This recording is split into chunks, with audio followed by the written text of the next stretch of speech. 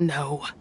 I have been asleep in this prison for countless years, until a familiar presence woke me. Then, through that mortal girl's eyes, I saw it.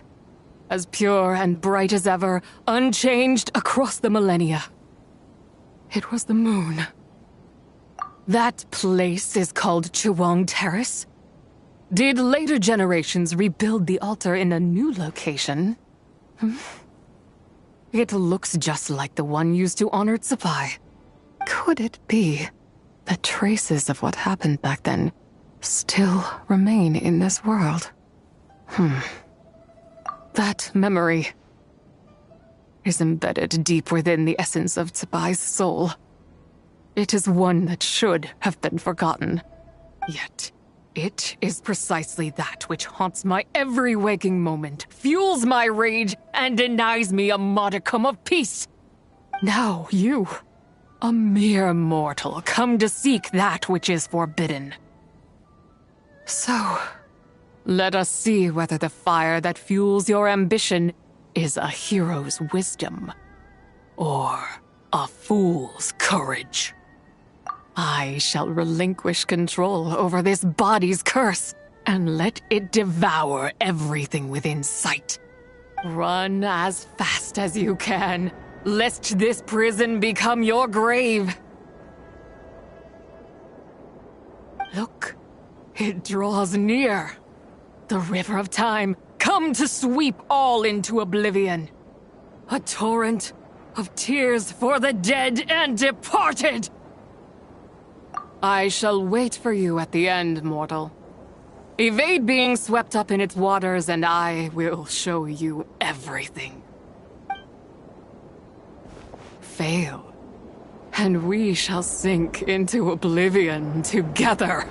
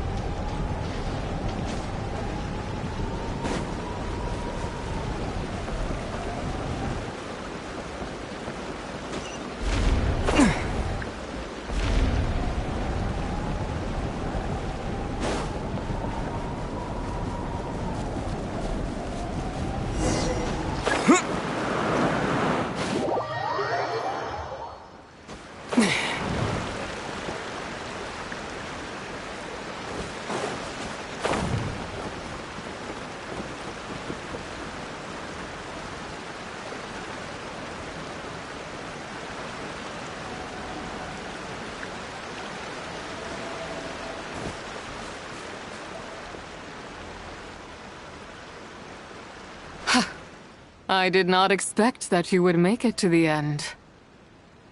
Yes, it would seem even time cannot hold you back. In that case, perhaps this truth is one you can bear.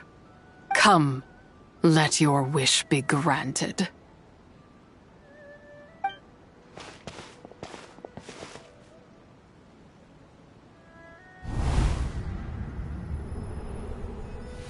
Under moon eternal, in radiant night, a maiden grants silk, soft and light.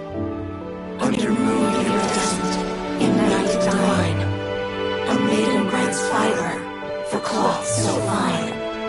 Under moon of the frost, in night so great, a maiden grants tools to divine our fate. What are Mom and Dad doing? Shh, just make a wish. The kind Adeptus on the moon is listening.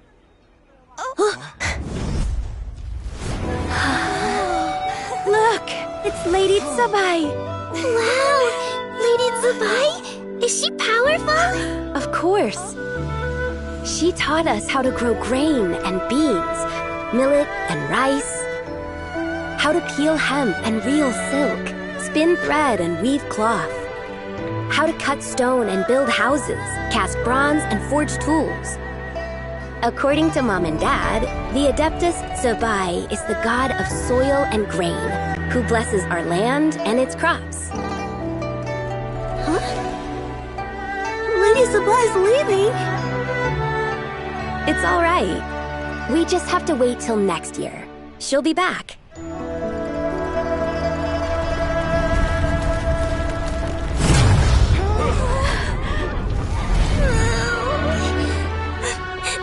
Mom and Dad are gone.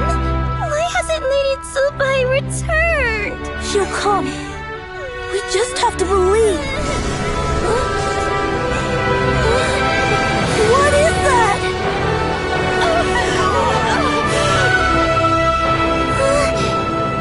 Lady Tsubai abandoned us.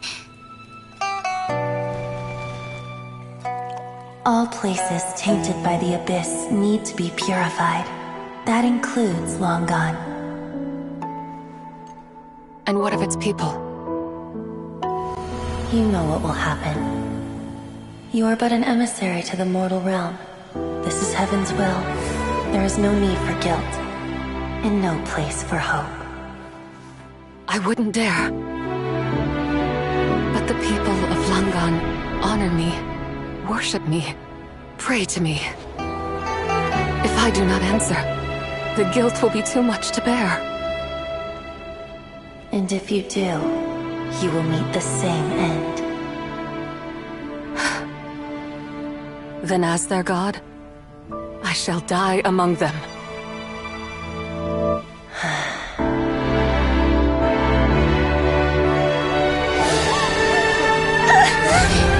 Look! Lady Tsubai came to save us! I knew she wouldn't abandon us! Run!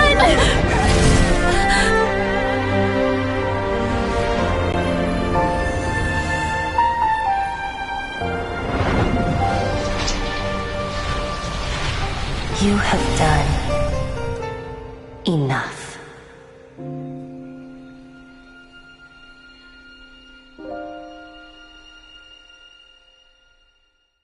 Now you know the truth. These are the memories that suffocate me where I stand and crush me under their weight. Not just my nation, but the people I loved. Were it within my power, I would ignite a blaze fierce enough to burn a hole through the heavens themselves. It was a time of war, one that ravaged heaven and earth. Remnants of the battles tainted with cursed power fell from on high and devastated Langan. The heavens decreed that the tainted filth had to be cleansed. No matter the cost, if I just had more time, I could have helped more people to escape. But it wasn't enough! I just needed a bit more, and they all could have survived.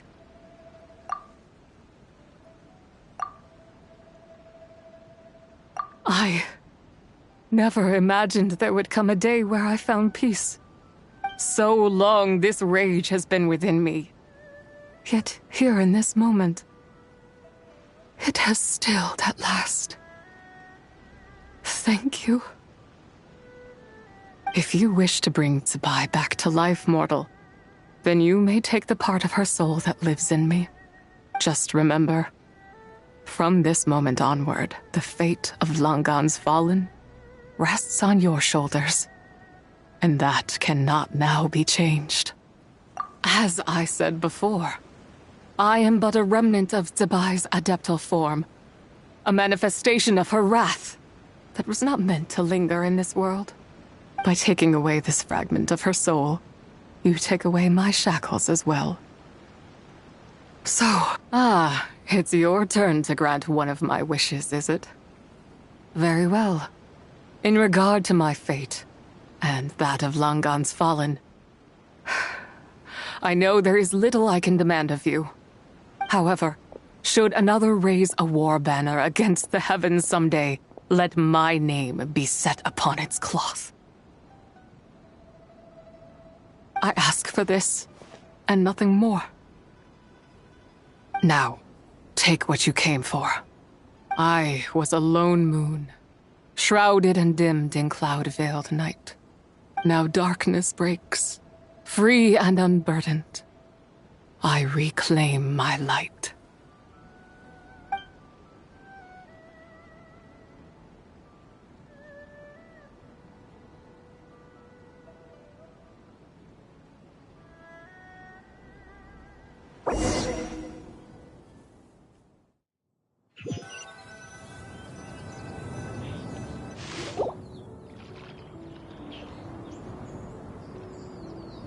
You think I am one to fold so easily? Ah, young one. What brings you here? My, what exquisite mint seedlings. Was it you who planted them? I had not taken you for one so versed in the horticultural arts. I must insist that you visit Mount Hulao. There is much we could learn from one another. Ah, but this is Cloud Retainer's abode. She does not appreciate the verdant wonder that is mint. We should leave at once. If she sees us here, there is little I can do to protect you. You weren't? Was it Mooncarver then? My, what nerve he has. What? Looks like Mountain Shaper is back to normal. Has the matter with Zizhi been resolved then? Wow, that was fast. That took, what, like, a second? A second to us, perhaps. But for the Traveler, I imagine it felt much longer than that. One's plan was most successful then. And you're all right, Traveler. You don't feel strange in any way? Well, sounds like good news all around. I'm glad this matter is resolved. What is this matter you speak of? The possession of that mortal child? The matter of Zizhi may have been resolved, but there is another that is far from over. The mint you planted around my abode. Perhaps you have a moment to spare for a little chat, Mountain Shaper.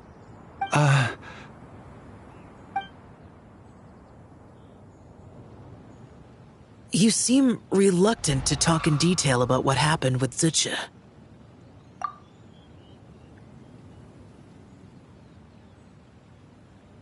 Don't worry. I won't ask you to reveal her secrets to me. And I doubt the other Adepti will either. Huh? You don't want to know what happened? The expression on your face. I know it well, Traveler.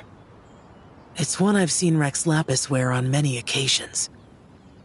Whatever you learned, it must be too heavy to share. But you're okay, right, Traveler? That deadly self didn't hurt you, did she? Well, as long as you're not hurt, Paimon doesn't need to know anything else. Even so, I hope you feel like you can entrust me with it. If I learned anything from our time together, it's that one should not have to shoulder such a weight alone. Not to mention that certain knowledge brings danger in its wake. I would never want you to feel forced to be the sole keeper of such secrets. Yeah, kind of like how one person can't finish a whole slime, you know? Better to grab a bunch of friends and eat it all together. Exactly! Wait, no! Paimon's just saying we've got loads of friends who'll be more than willing to lend an ear.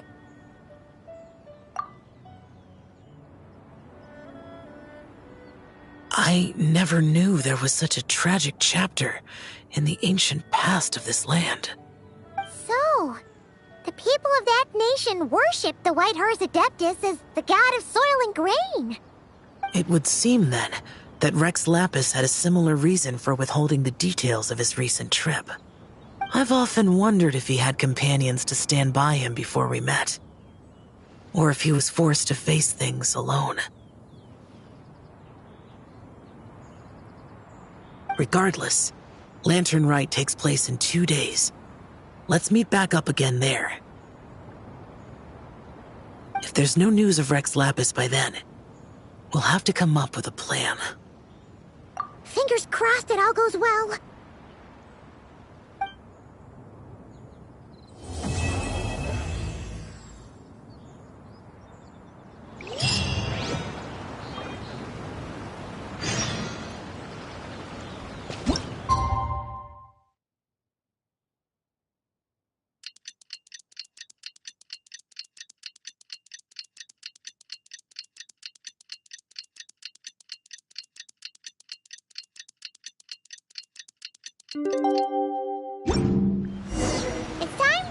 up with Xiao. Let's head to Mount Outsong.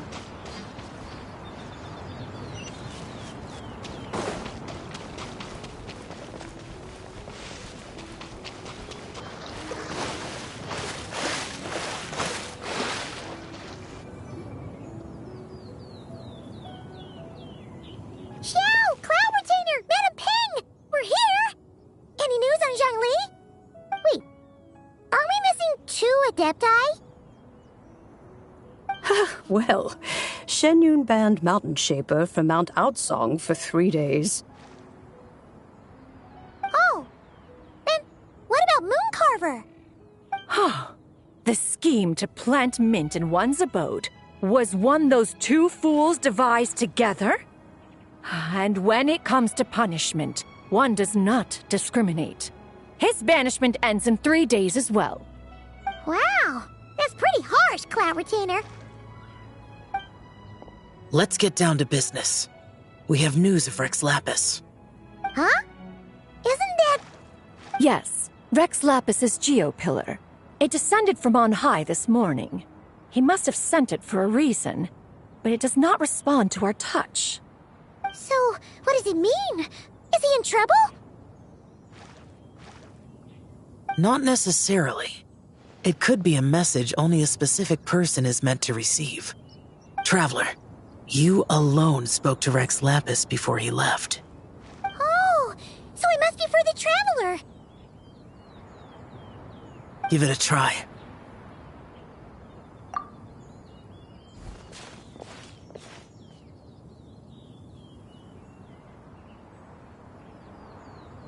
Come to the spring on Mount Qingse. I have left an entrance for you.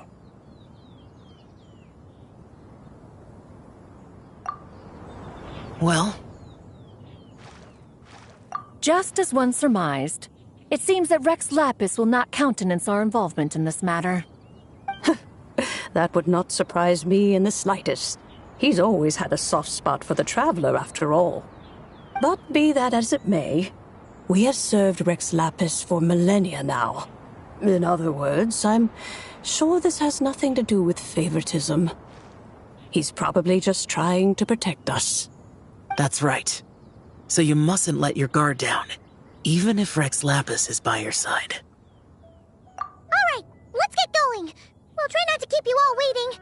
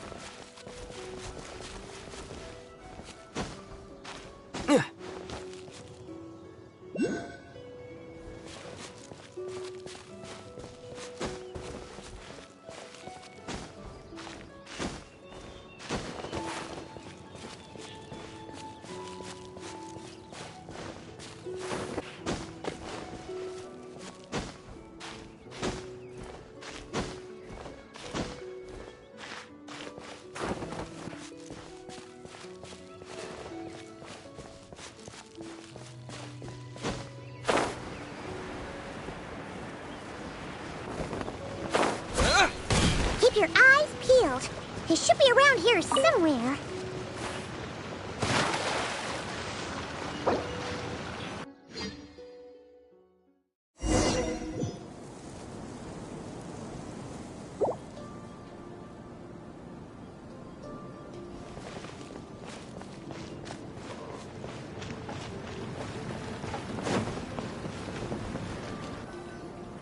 Who could have imagined that the once mighty Geo-Archon might end up so, sitting on a humble stool in the woods, quietly weaving moon lanterns?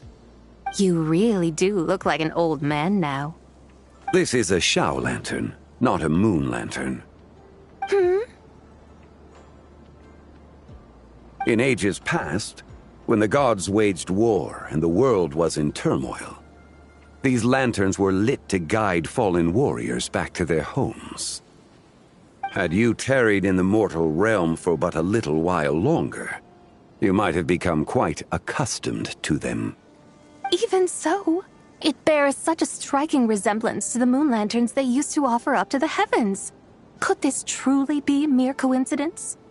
Perhaps in some sense it is, yet in another, it isn't.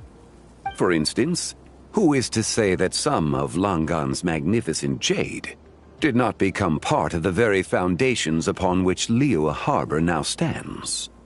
It is conceivable that this ritual was transmitted in such a manner too. Now, let's not let ourselves get carried away. For all its splendor, do not forget that, in the end, even Langan could not escape its heaven-sent fate. Alas, it is just a pity that the little creatures of this world may never again lift their eyes to the moon, even should misfortune befall them. But you, Geolord, now that you rule this realm, why take the trouble, not to mention the risk, to visit one who bears such profound guilt as I? Are you not afraid that you might be sullied by the curse of time that was laid upon me? There is no risk to speak of. At least, not in comparison to that which you took when you defied the heavens all that time ago. As I have stated, time and again, it was not I who defied the heavens. Geolord, the ancient affairs of Langan have nothing to do with me, for I am but one of her deadly selves, severed before her demise. My name is not Zibai, but Zichao. Surely you did not take us for one and the same solely on the basis that we may all assume the form of white horses? Sorry to break it to you, but you seem to have found yourself the wrong white horse. Anyway, do tell me, what urgent matter brings you here? Very well then. I have come to ask for Zibai's shade. Oh? So, the Geolord has set his sights upon Zibai's human soul. And what is it that you intend to do with it? The world outside is changing.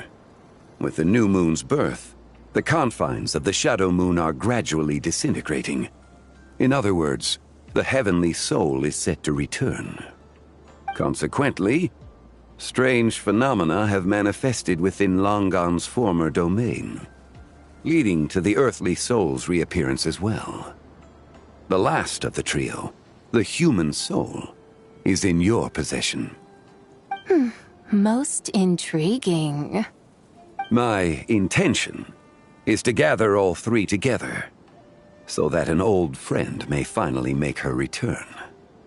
I must admit, it seems that some remarkable affairs are coming to pass in the outside world. Yet there is one thing you seem to have overlooked, Lord of Geo. Back in the day, it was you that freed me from that painting. And afterwards, I took up arms in your name. Together we first subdued Chenyu Vale, then brought peace to Mount Qingse. It was for this cause that the contract between us was made.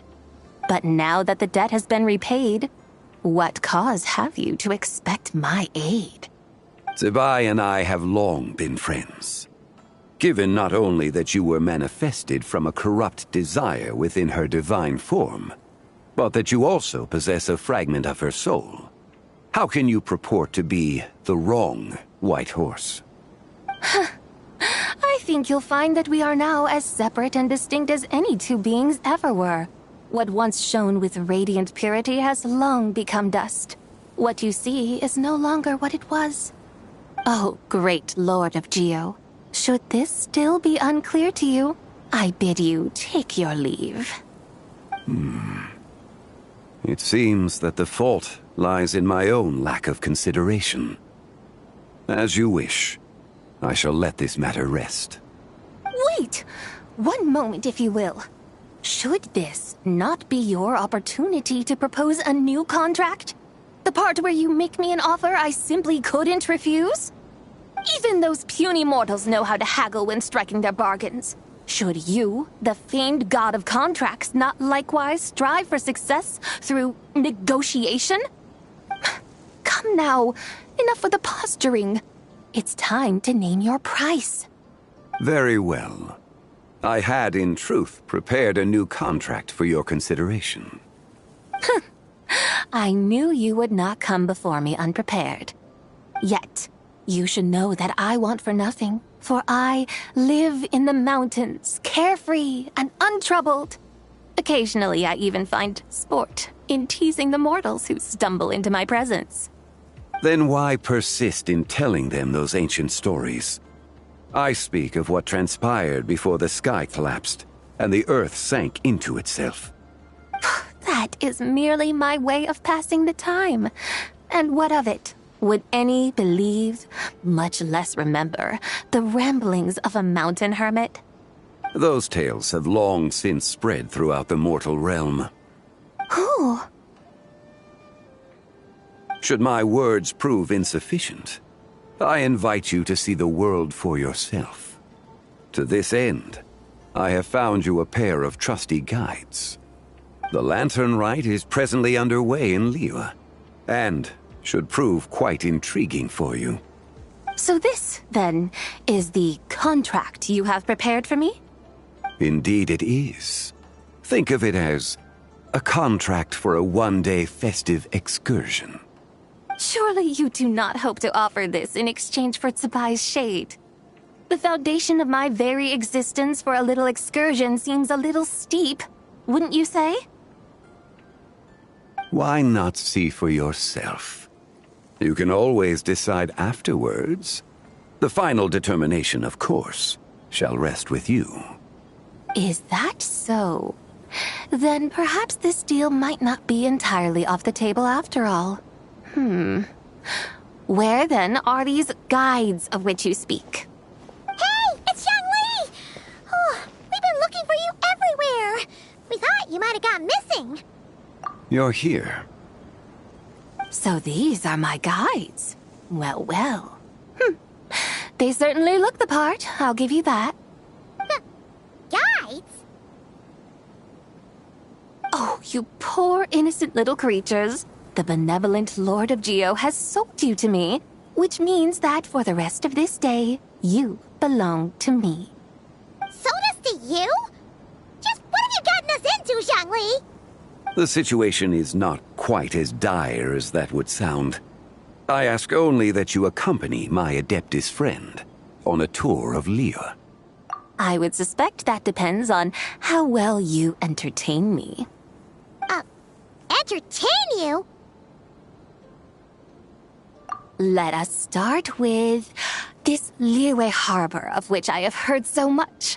Nowhere is quite so fascinating as a place teeming with little mortals. How come this Adeptus sounds so different from what Paimon imagined? Okay, we'll take care of it. Get ready to find out why they call Paimon the best travel guide in all of Tibet. Look!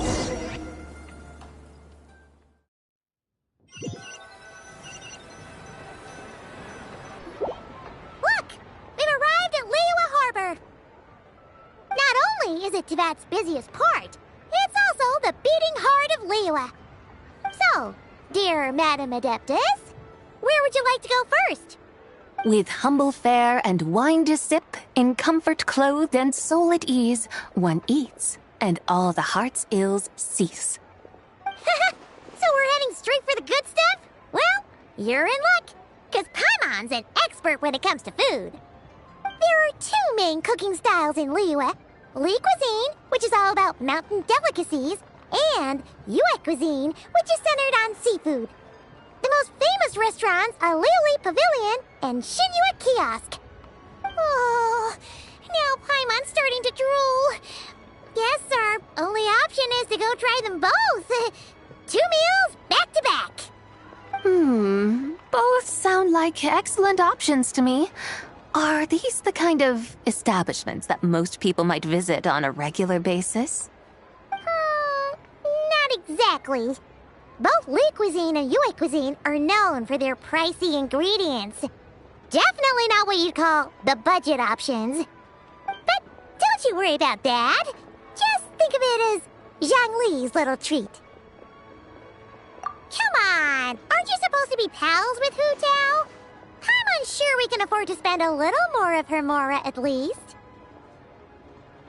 Hey! All Paimon wants is to provide our Adeptus with the best possible experience here. Don't you want that too? Both certainly sound like worthy choices. Just now, though, I happened to see a porter pass this way. Where might individuals like him go to eat? A hungry porter, huh? Oh! Paimon knows just the place! Yep. Nothing fancy schmancy there. Just tasty dishes made with simple ingredients in a variety of different styles. Most importantly, it's great value for money, too. No wonder everyone loves it, huh? Oh, and the owner happens to be a good friend of ours, too. One mean restaurant. Yes, even the name itself feels lively and down to earth. All right, let's make it our first stop. Yippee! That's a great choice, too. Alrighty, let's head over there right away. Paimon can't wait to dig in. Wamin Restaurant, here we come.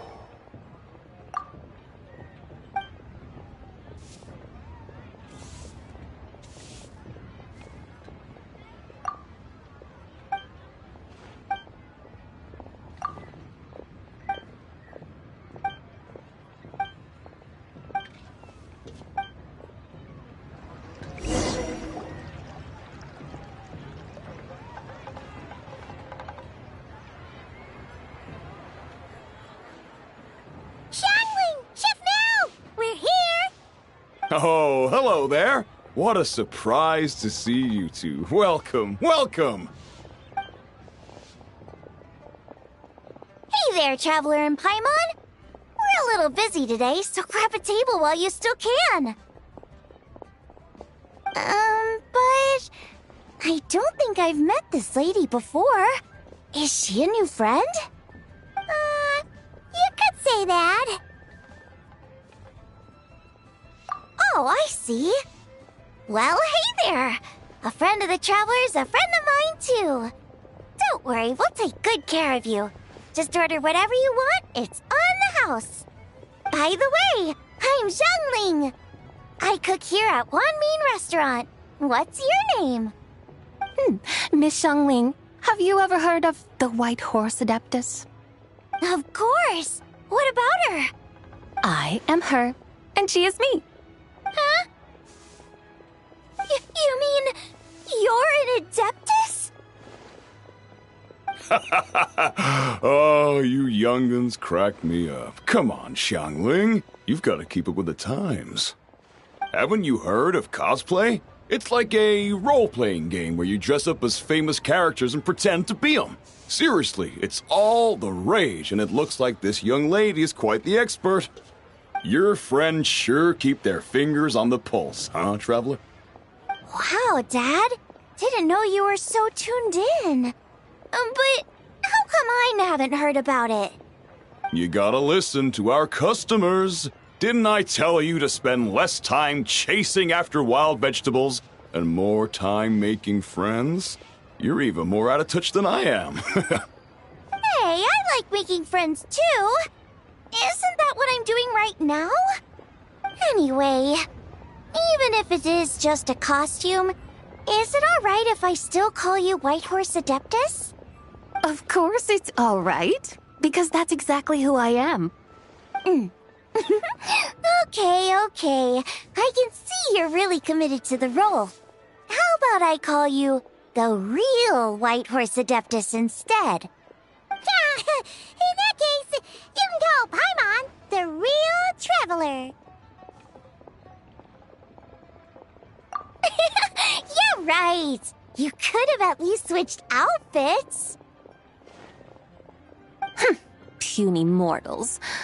Nevertheless, I suppose it might be amusing to indulge in your little charade, for a while at least.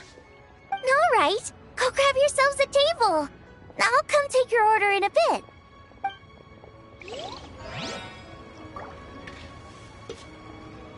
Wow, Leo's really got a lot going for it.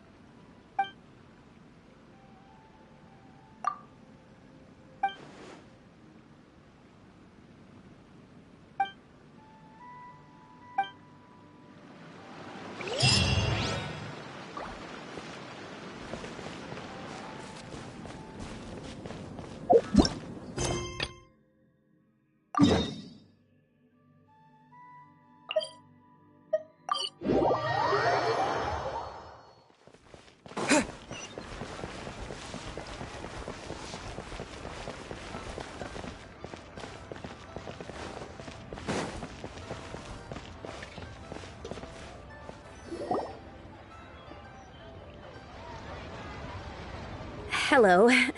May I ask if Miss Xiongling and Chef Mao are here? Yeah, they're just over there. Wait a sec. Aren't you? So, what would you like to... Huh? You're... Hello, Miss Xiongling. It's me, Lu Xiongxiong, the one who broke some stuff here at your restaurant a few days ago. I just wanted you to know how sorry I am. I honestly don't know what came over me. Please, please forgive me. Oh, it's you. You really gave me a fright that day, young lady. You didn't actually get food poisoning from our blackback perch stew, right? Come on, Dad. She's come to say sorry. It's all right, Miss Lu. You must have been feeling a bit off that day. You're looking so much better now, though. Why don't you grab a table, too? This one's on the house. No, I couldn't possibly. Hey, it's totally okay. We all feel under the weather sometimes, especially when we're away from home. Go on, find yourself a... yikes. Looks like all the tables are taken. Wanna come sit with us? We've got an extra seat over here. Thanks, guys. So what would you like to eat today? Feel free to order anything you like. I should very much like to sample your renowned poisonous blackback perch stew. It wasn't poisoned. That was all on me. So that's one portion of blackback perch stew. How about you guys? Paimon wants... Sure thing!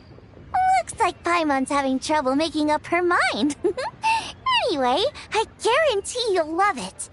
Let me think. Well, since the blackback perch stew is on the spicier side, I guess it makes sense to balance it out with a serving of stir-fried shrimp.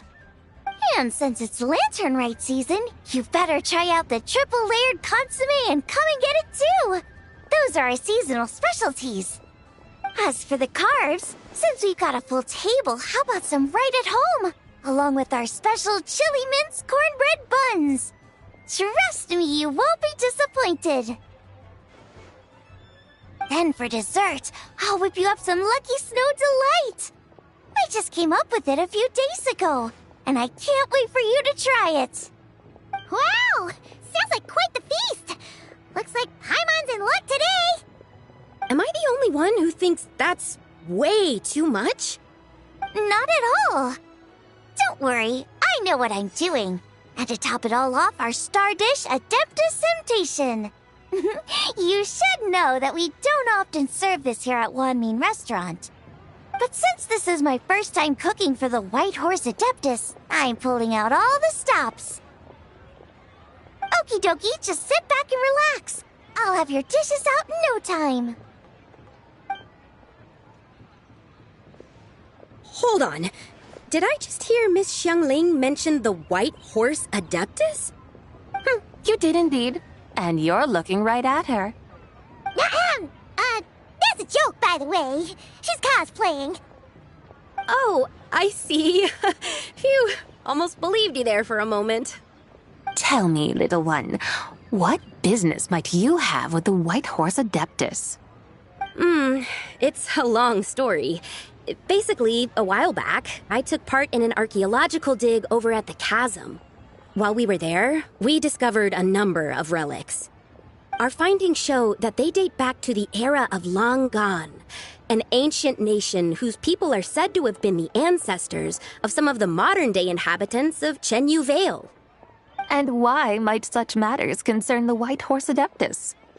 Because some of those relics not only seem to contain textual references to her, but even depictions of what she looked like. There have long been legends claiming that the White Horse Adeptus was a deity of that era, but there are plenty of other theories out there too.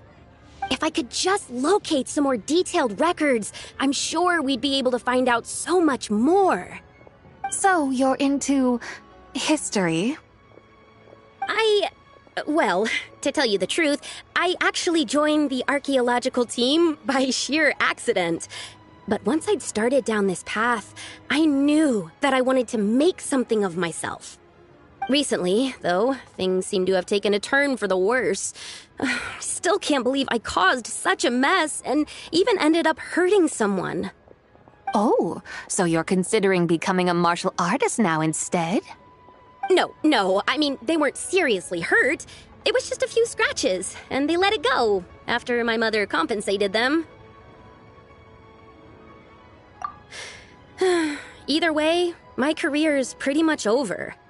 And even though both the victim and the Ministry of Civil Affairs say they won't be pursuing the matter any further, my father says he's going to punish me according to our family rules. Family rules? Yeah, he's decided to ground me.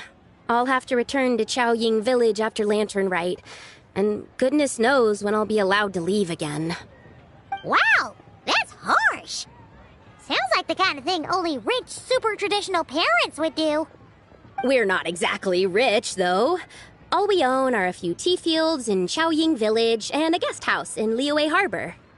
A guest house? It isn't Baiju Guest House by any chance? Yep, he's my grandfather. So, you've heard of the guest house before? Small world, huh? Come to think of it, didn't Boss Lu mention something about hoping that the White Horse Adeptus would show up and let her divine power be known? Sure, but Paimon's guessing this wasn't exactly what he had in mind. Little one, it sounds to me that your family is rather well off after all. What then drew you to archaeology? Why subject yourself to such unnecessary hardships? Even if I stayed at home, there's no guarantee I'd lead a nice, easy life. Just look at my father. Recently, my grandfather put him in charge of the guest house, and he came up with a bunch of ideas right away, starting with changing its name. That didn't turn out well, though. My grandfather yelled at him for days, even calling him a bad son, and they still haven't let it go. Oh, Paimon thinks we might have heard about that too. Long story short, being dependent on others is never fun. You just end up being completely under their thumb. That's why I want to make it on my own out here, no matter how hard it is. After all, as the saying goes, to rise above others, one must endure the hardest of hardships. What's so funny about that? You poor, innocent little creatures never fail to amuse me. To think you would endure all manner of hardships in your brief time on this mortal plane, and all that merely to rise above others. I would have thought that the wiser path would be to simply roam this world as I do. Huh? Tell me, what is it that you truly delight in? Archaeology? Martial arts? Tea planting? Or perhaps the keeping of a guest house? What I delight in? Yes. Surely there must be something you don't find quite so exhausting. Whatever delights you should not feel like a burden. But do things like that really exist? Of course! Take Miss Xiangling, for instance. I defy you to detect even a hint of hardship on her face when she wields her walking spatula. So, since it seems you are resolved to tread the rocky path, you should strive with all your might to pursue that which brings you delight. You mean, like cosplay? I suppose you might say that. Looks like the White Horse Adeptus is really getting into her role. I think I get what you mean then. Maybe I should have a chat with Miss Xiangling before I head home. Okay, everyone. Sorry to keep you waiting. Here's your food. Wow. It all smells so good. Oh, finally! I get to try that famous poisonous stew. Hey! Didn't you hear what Shang said? It wasn't the stew. If anyone's to blame, it's that other you. What's up? How fiercely this mortal fare burns upon the tongue!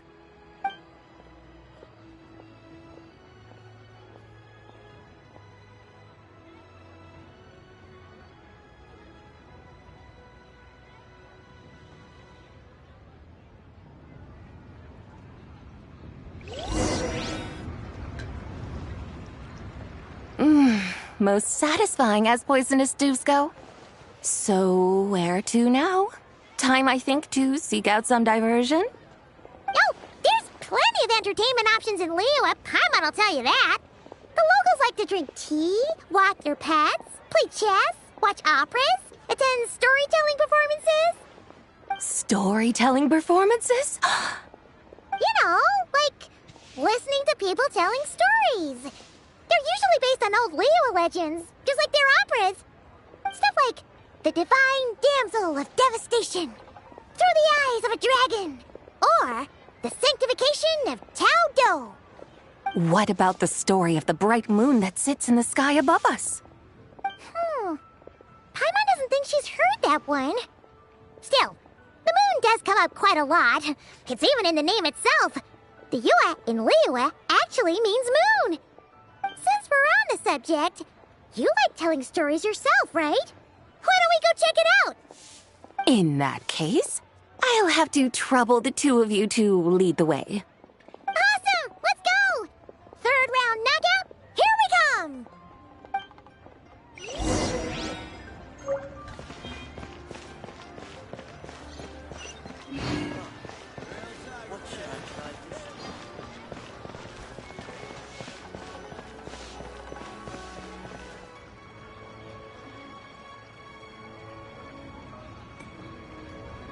What a tongue twister.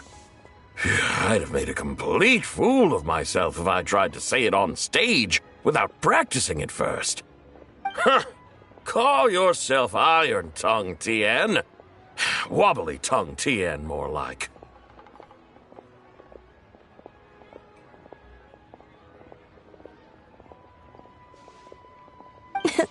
I used to have that problem a lot. But if you just take your time to grasp the meaning and commit it to memory, you'll be able to say it smoothly in no time. You're right, Miss Yoon. I'll give it another try. Hey, Yunchin! Fancy seeing you here! What are you two talking about? Ah, Traveler and Paimon, we meet again. And who, may I ask, is this? You may call me the White Horse Adeptus. The White Horse Adeptus? She's not really an Adeptus. I see. Well, it certainly looks like a lot of fun. Oh, funny you mention it. This type of thing is actually something I'm quite familiar with. Once, to perform Through the Eyes of a Dragon, I decided to imagine that I was Rex Lapis himself. It was the only way to truly inhabit his mindset and understand his resolve to quell those demons. Sounds like you just wanted an excuse to feel all big and powerful. Hey, that's... You just don't understand how inspiration works. You're one to talk. Paimon's traveled all over with the Traveler, and she's seen things that would make your jaw drop. All right, then. Since you claim to be so knowledgeable, why don't you prove it by reciting an ancient poem? An ancient poem? Which one? Ha! See? You mean to tell me you've never even heard of the ancient poem called An Ancient Poem? What kind of a title is that? Quit teasing, Paimon. We only just found out about that ourselves. He's talking about the writing on those ancient relics. When we first saw it, we couldn't figure out what it all meant. So in the meantime, we decided to just refer to it as an ancient poem. However, thanks to the painstaking work of the scholars who were tasked with decoding it, it seems like that's exactly what it was. Or rather, an ode offered in veneration of the moon and the White Horse Adeptus. Oh yeah! Didn't Kuching mention that before? It's got something to do with Langan, right? That is correct. The Ministry of Civil Affairs has issued a notice stating that, although it is true that the moon may disappear tonight, we should be in no danger. In other words, there's nothing to fear. But if you're worried, we can always take a leaf from the Book of the Ancients. By reciting this poem, I mean, and calling for the White Horse Adeptus's aid. If we do that, I'm certain she'll protect our moon and keep us safe. Oh, seriously? Everyone has to get a look at this.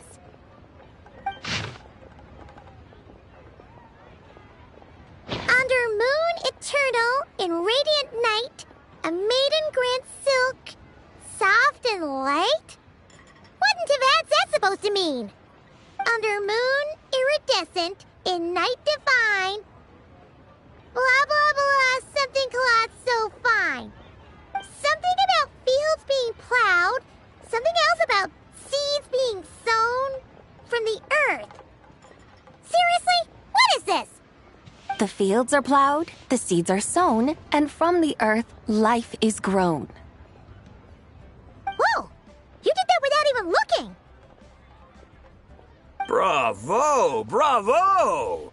We have an expert in our midst. Looks like this young lady really does know her role inside out. If I didn't know any better, I'd have taken her for the real deal. That's because I am the real deal. That's the spirit. This is exactly the kind of mindset I was talking about.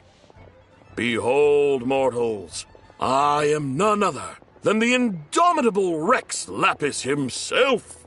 Kneel before my godly splendor. Believe me, young lady, I know exactly why you do it. Back in the day, I was just like you. I must say you are rather amusing as mortals go. Miss White Horse Adeptus, it is a great pleasure to make your acquaintance today. I have some questions regarding the poem, and I was wondering, perhaps, if you might be able to shed some light on it? You want me to explain the full meaning of its verses? Your guidance would be much appreciated. Fascinating. Tell me, do all the people of Liyue still express such reverence for the ancient ways? Well, it's true that we hold a deep fondness for our history, but it is hardly our only pursuit. One of my good friends, for instance, is even more devoted to the modern Fontanian art of rock and roll. Exactly! And don't forget, great practitioners of the role-playing arts walk among us too. People like me and you, young lady. Yes. So rather than placing too much emphasis on our reverence for the ancient ways, it might be better to say that here in Liyue, 100 passions bloom, each with a voice of its own. I see. Then, I suppose it wouldn't do any harm for me to enlighten you. In truth, it is but a simple poem of blessings. Its meaning is this.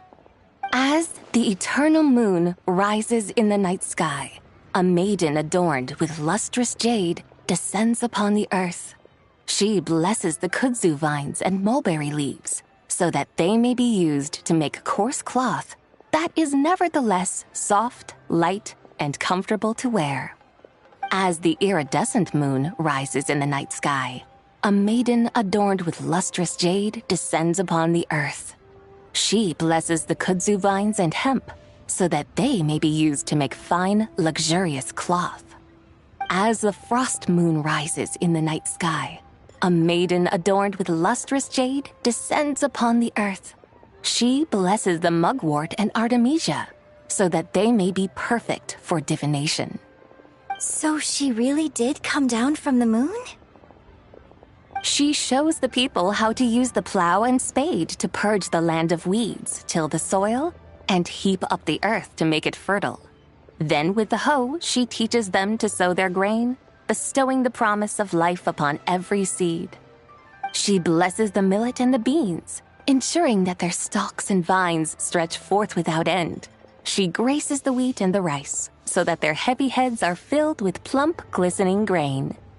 Sounds like she's a real pro at all this farming stuff. The fruits of the field are harvested and brewed into sacred wine for honored guests. This we reverently present to the divine maiden, with every ceremonial step flawlessly observed, so that she may witness the depth of our piety and respect. Oh, divine maiden, how can your graceful presence in the sky not seem like that of a fairy descending from the heavens? Oh, divine maiden, how does your pure and radiant form not resemble the guardian spirit of our land? I send my heart's desire, ascending to the heavens, beseeching you to grant us good fortune and blessings in the coming year. Huh? So, that's what it's supposed to mean? I find myself speechless. Moved beyond the power of words to convey. Oh, young lady, you have shown me the heights to which a true role player might aspire. A truly remarkable performance. I did not anticipate that anyone could unravel this poem with such depth and clarity, and so soon after the Ministry of Civil Affairs notice, too. I'd even begun to consider myself somewhat versed in the matter, but as they say, there's always someone more knowledgeable out there. Allow me to extend my thanks to you, Miss Whitehorse Adeptus. You are far too humble, young one.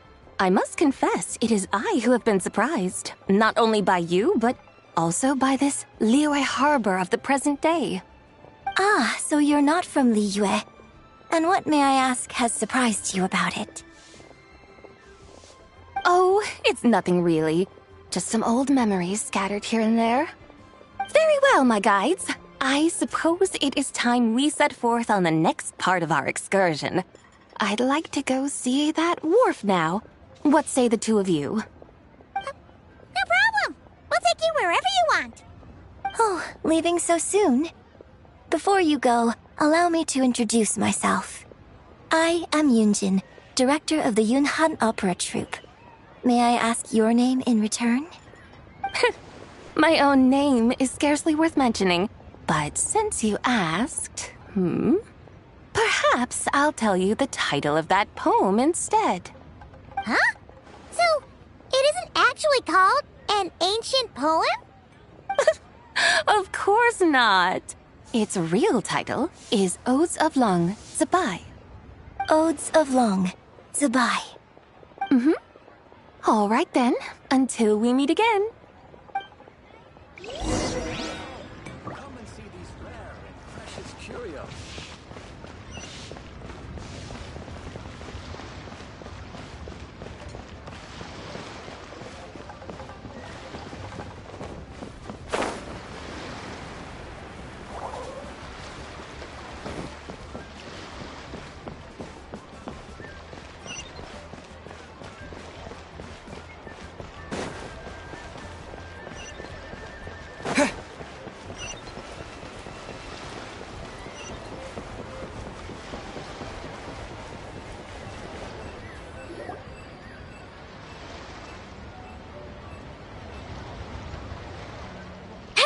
I almost forgot to mention.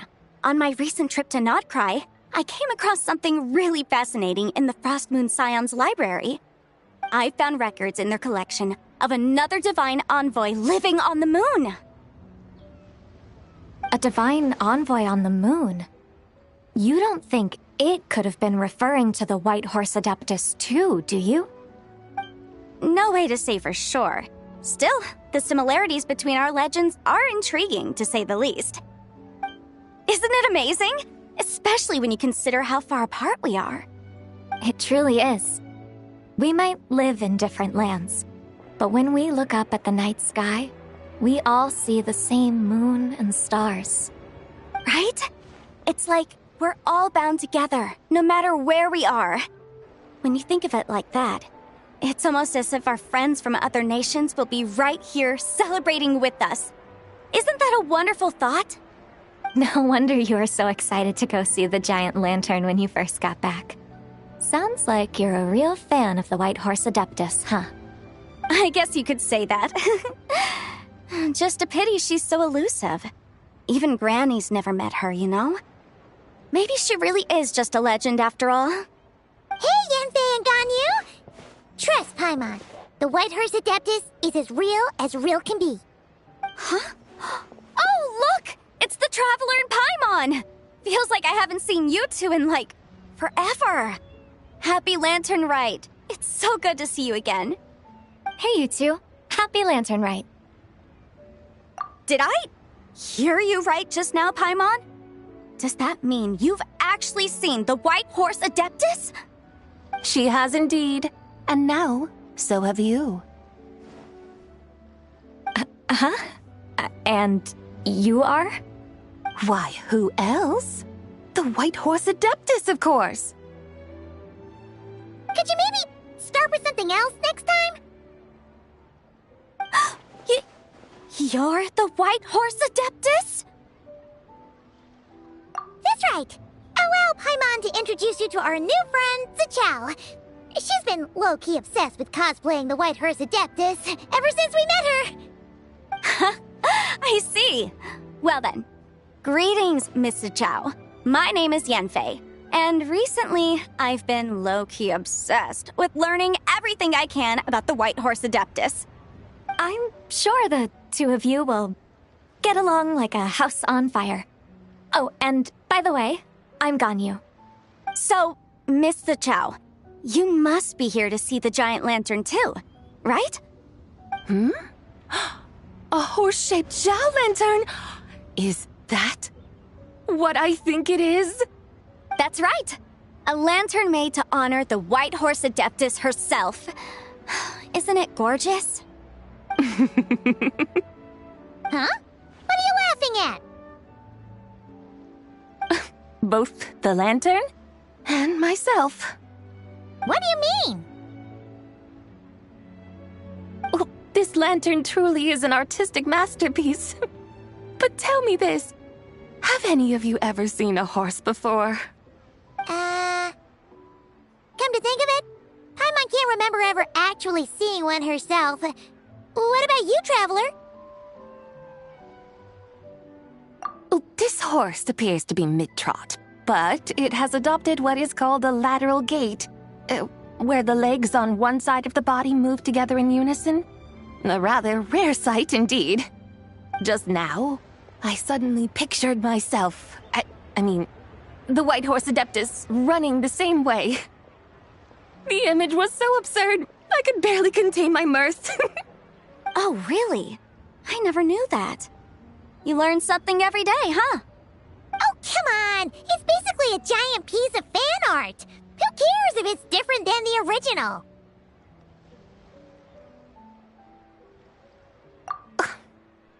I was merely laughing at my own ignorance. I came here thinking that the White Horse Adeptus's tale had been long forgotten. Yet here I am, gazing upon a lantern made in her honor. Well, you couldn't have been more mistaken. There are so many tales about the White Horse Adeptus, I'm starting to lose count. Just off the top of my head... Just so you know, Yanfei, we've heard it all like a million times before.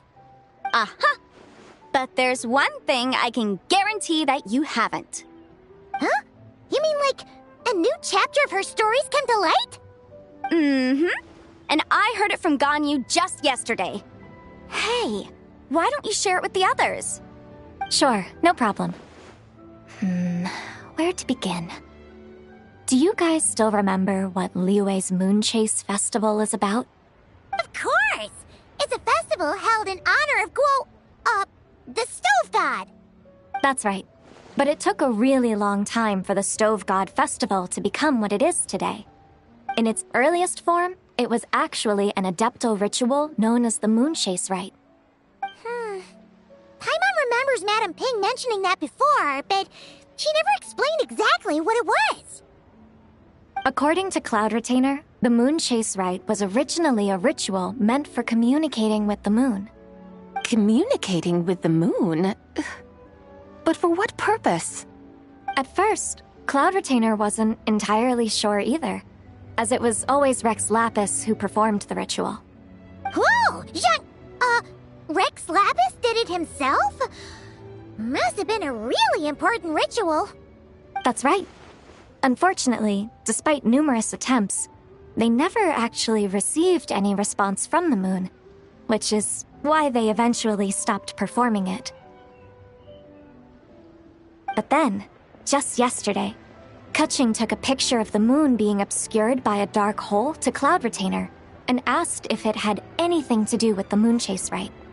The moment Cloud Retainer saw it, it suddenly dawned on her that the rite might have been an attempt to reach the White Horse Adeptus all along. Does that mean Zhongli's been trying to bring back the White Hearse Adeptus all this time? So how about that? Bet you never thought there might even be a link between the White Horse Adeptus and the Moonchase Festival. If Kutching hadn't taken that picture to Cloud Retainer, we would never have known any of this. This is probably what Kutching was referring to that day when she mentioned there were some ideas she wanted to follow up on. So, Geo Archon. All this time, you've been striving to awaken her. Huh? What do you mean, awaken? Nothing. What I truly meant to say was, this new insight you've provided has been truly eye-opening. Oh, by the way, my trusty guides, I've been meaning to ask, where in Liyue Harbor might one enjoy an expansive scenic view? Huh? We're off to the next stop already? But Paimon's barely done digesting that lore bomb just now. All the more reason to find the right spot to let it sink in. Oh, so that's what you're up to. A tour of Liyue Harbor? In that case, if you're looking for a spot with a panoramic view, I'd recommend Yujing Terrace. That's a great idea. Since the terrace is on higher ground, the sea view from up there's so much better. Great! Well, the lantern ride's about to start, so we should get back to Granny's now. Hope to see you all at the festival tonight. Oh, you're off too? All right then. See you both soon. See you soon.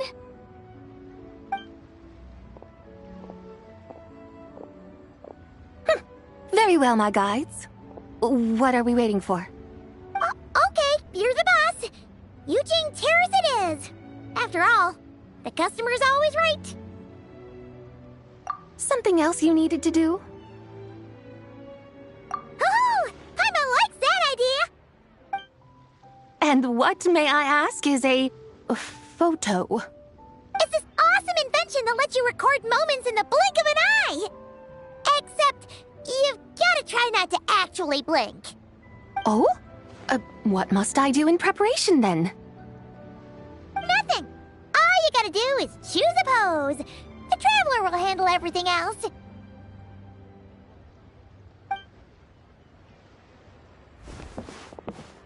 Come on, let's give it a try.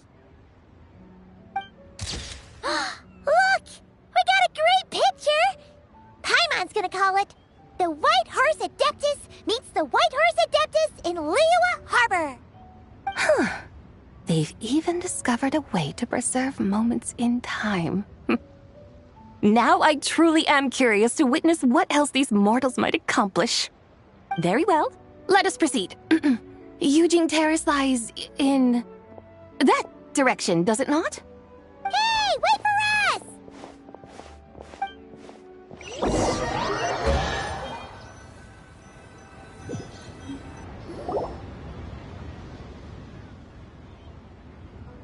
Truly a marvelous view if ever there was one. It seems the charm of this Liyue Harbor is only heightened by the sun's dying light. And soon, people will start releasing their Xiao lanterns to mark the most important day of the year. Practically everyone will be with their friends and family, eating a big meal, chatting, and even setting off fireworks. Trust Paimon, it'll look even more amazing then. What do you say? Want to stay to see that? No need. Let us bring this weary day to a close. Weary day? You mean you didn't enjoy your tour? I had imagined you would arrange for me to witness some grand spectacle. Perhaps the descent of divine beings, the manifestation of the sacred before mortal eyes, or the appearance of a selfless hero come to aid the helpless and downtrodden. Or, should that not come to pass, then at the very least spend a little more coin. For that, it seems, is how one finds true enjoyment. Alas, but there was none of these. Instead, we merely filled our bellies, listened to tales, and gazed upon a crude imitation of my likeness. And now the sun begins its descent. What a day of quiet tedium. Well, we're so sorry. If we'd known that was what you wanted, we'd have done it all differently. fault for not making the customer's requirements clear.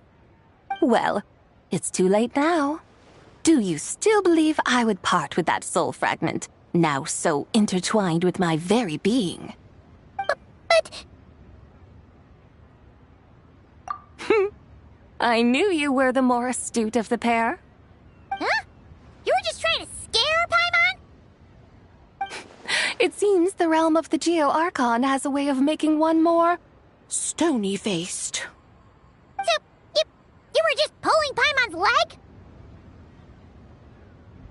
Of course. I was merely engaging in a little banter with the two of you. Long ago, I shared tales with various mortals who chanced upon my mountain abode. Never did I imagine that those stories would endure. It seems I greatly underestimated them. Perhaps, as your Geolord said, a few pieces of ancient Langan's magnificent jade have truly become part of the very foundation of this land. So, you've decided to help us? Again, that goes without saying. I made up my mind some time ago now. When I beheld a rather intriguing scene as I set foot in this city, I saw porters passing through the alleys, setting down heavy wooden crates from their weary shoulders, peddlers pushing carts as the kites and lanterns upon them rustled gently in the breeze. I saw cooks cooking, actors acting, scholars reading, soldiers marching, children playing, elders resting, officials officiating, and the common folk absorbed in this or that, reveling in the simple joys of life.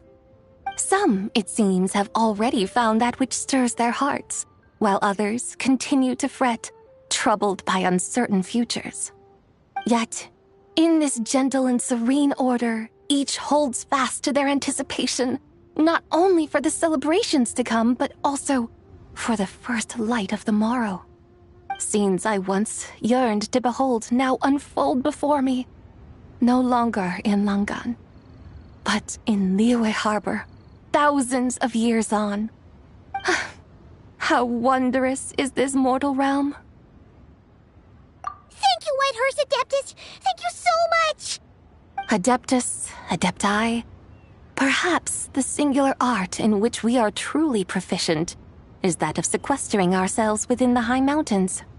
But once we leave our mountain refuge, we find ourselves drawn back to mortal ways all the same. So, it is I who should offer my thanks to the two of you. Traveler, Paimon, you have made this day more delightful than any I've known in a long, long time. Come now, and take what it is you need.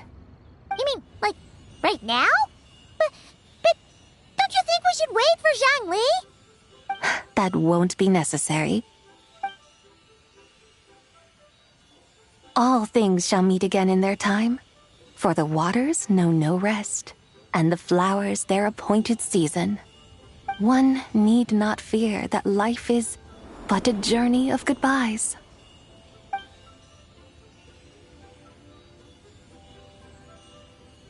Is she gone?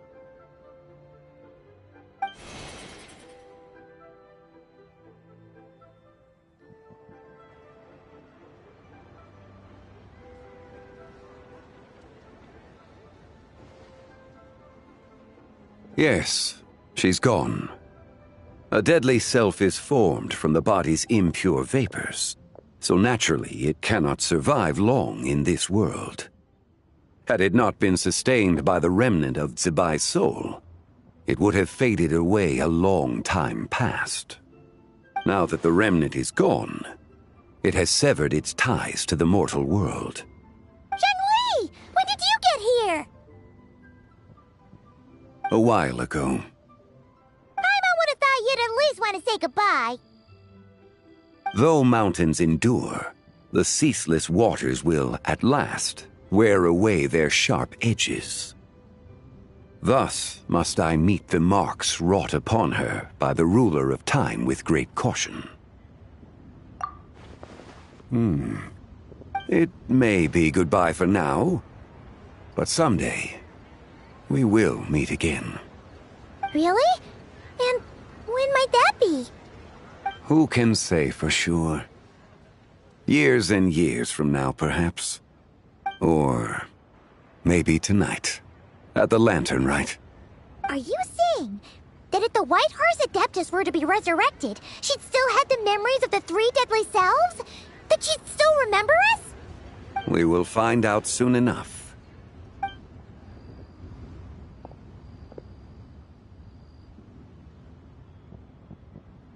It is time. The rite is about to begin.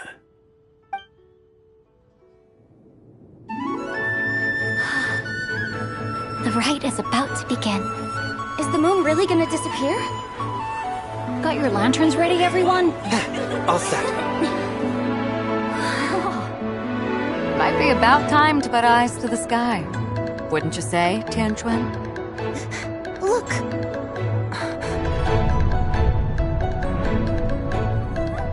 When the sun's out, eat the sun. When the moon's out, eat the moon. Whoa, is this the lunar eclipse? Under moon eternal, in radiant night, a maiden grants silk, soft and light. Under moon iridescent, in night divine, a maiden grants fiber for cloth so fine. Under moon of frost, in night so great, a maiden grants tools to divine our fate. The fields are plowed, the seeds are sown, and from the earth, life is grown. The seedlings stretch, the crops do rise, and all unfolds before our eyes. Fruits are gathered, sweet wine is poured. These gifts we offer to our Lord.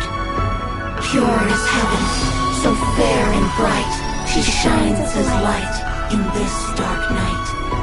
And with her does this, wish take flight.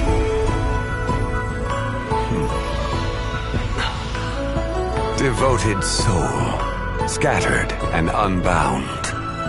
Let this lantern guide you home. By its light be found.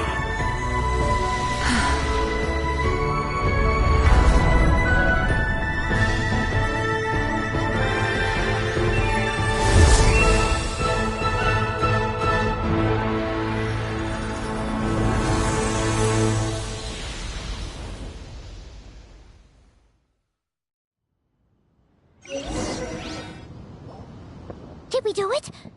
Do we finally get to meet the real White Horse Adeptus?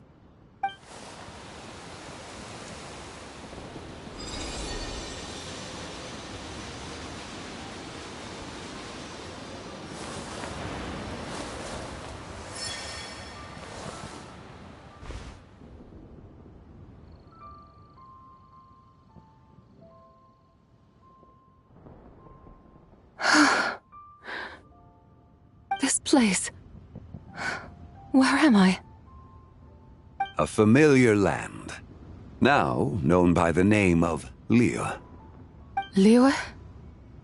The peaks adorn the clouded moon. Then, who might you be? Oh no!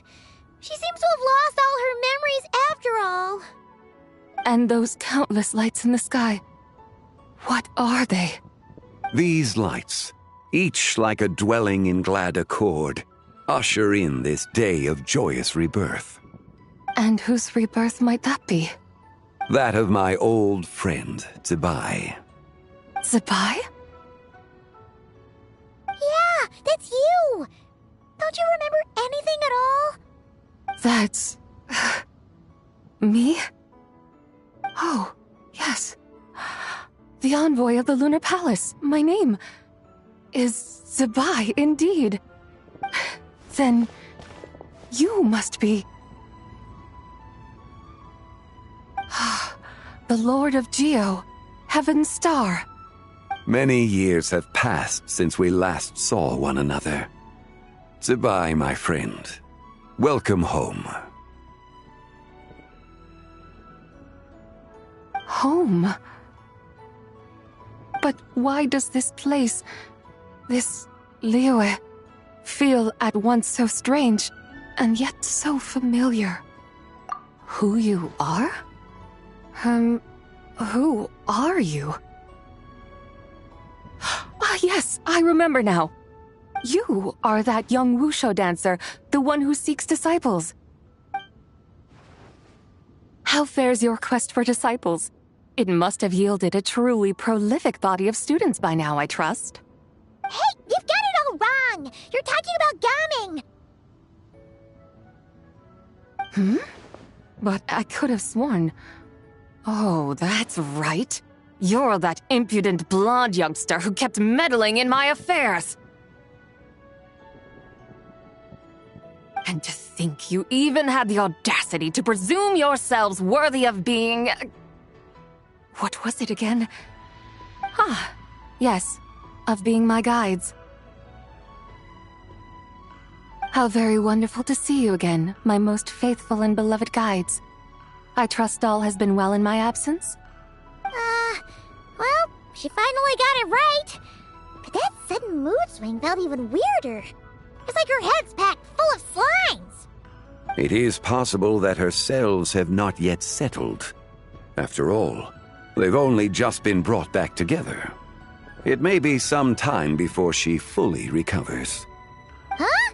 You mean, kinda like she's still half asleep? That I cannot say for certain. Perhaps a few days, perhaps a few years. A few years? Mortal years are but a poor measure when divine beings tread the realm of dreams. Well, if you say so. Anyway, at least she's whole again, right? That already seems like a pretty good outcome to Paimon. Yes, there is little cause for worry. We need only wait and let time take its course. Say, what are those little creatures over there up to? Celebrating Lantern Rite, of course. And those lights up in the sky? Those are all Shao lanterns. This year, each and every one of them carries a little wish inside. Lantern Rite. Then, may I join in too? Of course! Why else do you think we've been running around like headless chickens these past few days? Tell you what, Traveler, why don't we take the White Horse Adeptus out to celebrate? Who knows? Maybe seeing some familiar faces might help her find her feet? Hey, Zhangli! You've got some time on your hands now, right? Why don't you come along with us? By no means a bad idea, Paimon. Oh, and Sabai, before Paimon forgets, when we meet the others later, remember to wish them a happy Lantern Rite.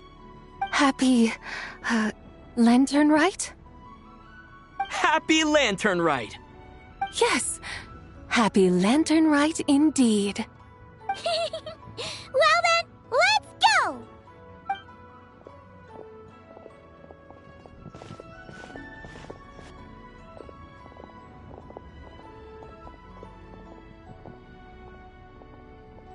Lantern Rite. A night of joy, reunion, and moonlit blessings for all.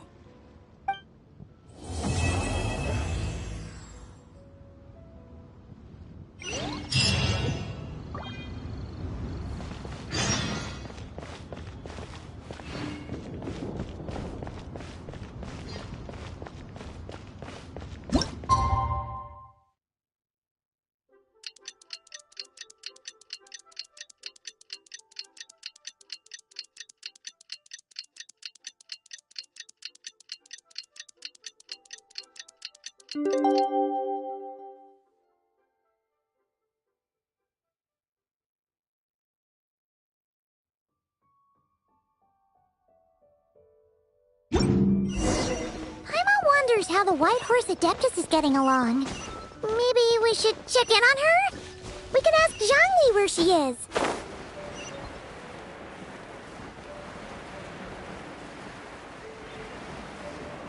Yeah!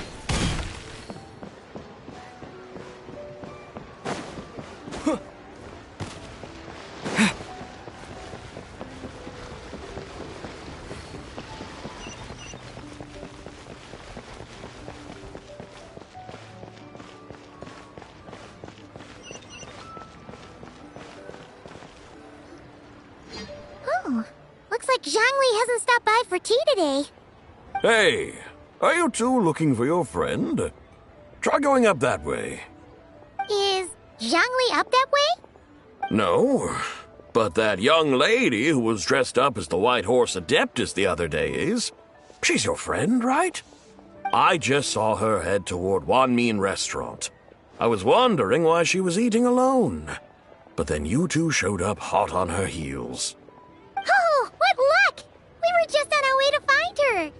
But what's she doing at Wanmin Restaurant? I have no idea.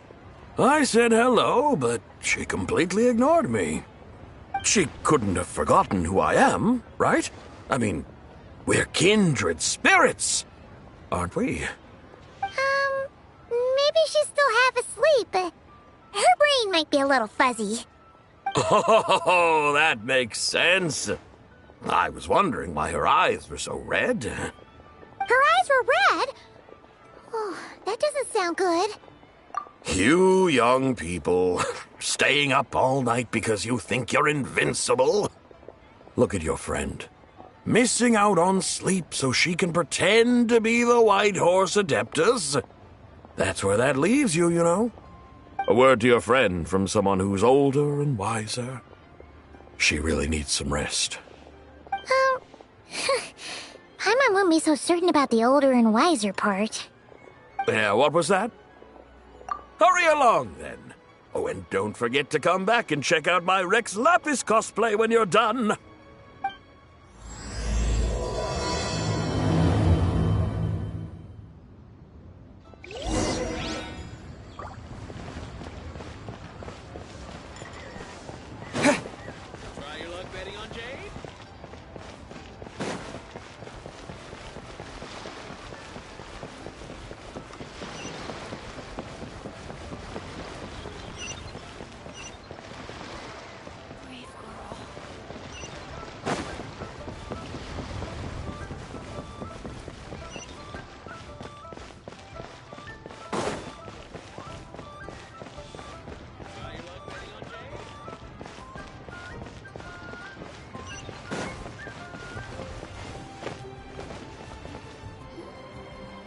Where's the proprietor? Come out and see me at once! Xiangling and Chef Mao aren't here right now. What can I help you with? And who might you be? My name is Shenhe. I work here at Wanmin Restaurant. Shenhe. Shenhe. Are you that crane adeptus who loves planting mint? It's been a few days. Have you improved your gardening skills? Did you manage to cover the slopes with mint? Mint? I don't know anything about mint. But I am familiar with Genshin and glaze lilies. Ha! Already casting mint from your mind. How can a practitioner of self-cultivation be so fickle, chasing after every new plant that catches their eye? I'm not sure I get what you mean. Are you delirious from hunger? Would you like something to eat? Shenhe! White Horse Zabai! So this is where everyone is! Traveler, Paimon. It's been a long time. Happy Lantern Rite. Is this customer a friend of yours? Don't mind her, Shenhe. She's just a little cranky because, she didn't sleep well last night and she's only just woken up. Look how red her eyes are. I see. In that case, Miss Zabai, I have a tonic here infused with Genshin. It's cool and soothing when applied to the eyes. Would you like to try a few drops? Stop right there! Who are you two noisy children? Hey! Have you forgotten about us already? Guides. Yes, I seem to recall something about some guides. Ah, yes, now I remember. What luck! I was just looking for someone to show me the way to Elong Wharf. Huh. Is she starting to come around? Someone requested my help in purchasing some tea leaves. I was informed they have discounted prices during the festival and that I shall get a good deal there. Tea leaves? This sounds like Zhang Li's doing. He should... Your friend Rex Zhongli initially requested the most expensive tea, but then a young lady in a hexagram hat mentioned he'd burned through the Wangsheng funeral parlor's yearly expenses at an exhibition a few days ago. As such, he is only permitted to buy items that are discounted this month. Oh, that's his boss, Hu Tao. It's about time she realized the problem and put a stop to his spending sprees. Oh, I see. So that's why you're here. Unfortunately, Wanmin Restaurant doesn't sell tea leaves. If you're truly in need, I could gather some wild tea from the mountain slopes.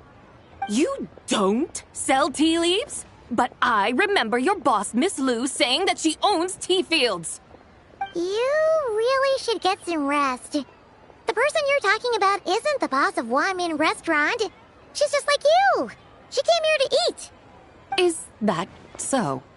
Life really is full of surprises. What surprises? Your brain really is as gooey as a pack of slimes. Paimon can't believe Zhongli entrusted you with going all the way to Yilong Wharf and buying tea. That would be excellent, my dutiful guides. Yes, Miss Crane. I apologize profusely for my improper behavior just now. Please forgive me. I completely understand. Master often says that the human body is like a mechanism in need of regular maintenance. When a person cannot rest at night, they are sure to become irritable and on edge. Miss Crane, you appear reasoned and compassionate on the surface, yet I sense dark forces churning within your spiritual core. Those red ropes you wear are what bind them, am I correct? Oh, you can sense that? Indeed. I also sense that with your strength, you might try undoing one or two of those bonds when training. Untie Shenhe's ropes? Wouldn't that be risky? Though the use of red ropes to bind the soul is a wondrous technique, practitioners must eventually learn to break free from external aids and look within themselves for restraint. Master has told me similar things, but I am not ready yet. Your self-cultivation has progressed far enough. Then I will seek further guidance from my master. If you still have doubts, you can find me at the Baiju Guest House. I'll be taking up residence there for a while. For now, my dutiful guides, let us be off.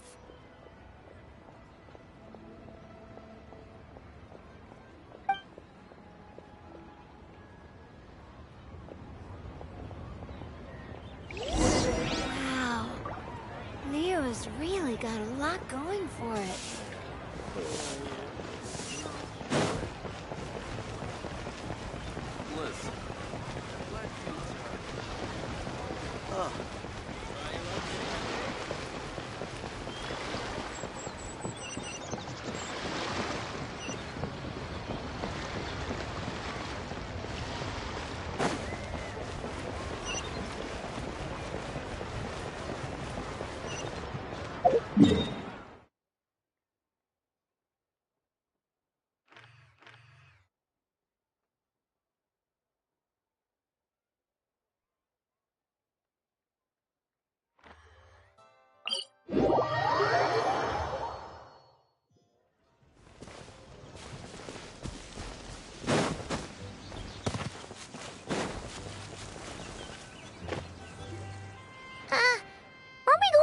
Wharf? How do we end up on this mountain? Is that small town over there not Yilong Wharf? I sense a familiar scent wafting through the air. You're right! Except for the smell part. Paimon doesn't smell anything. That is because this scent is the essence of jade, which can nourish the spirit. Oh, yeah! Shenyu Vale does have a lot of jade, but Paimon didn't think jade smelled like, anything. Naturally. This has reminded me of something. And what's that? A few simple tricks for mastering one's power.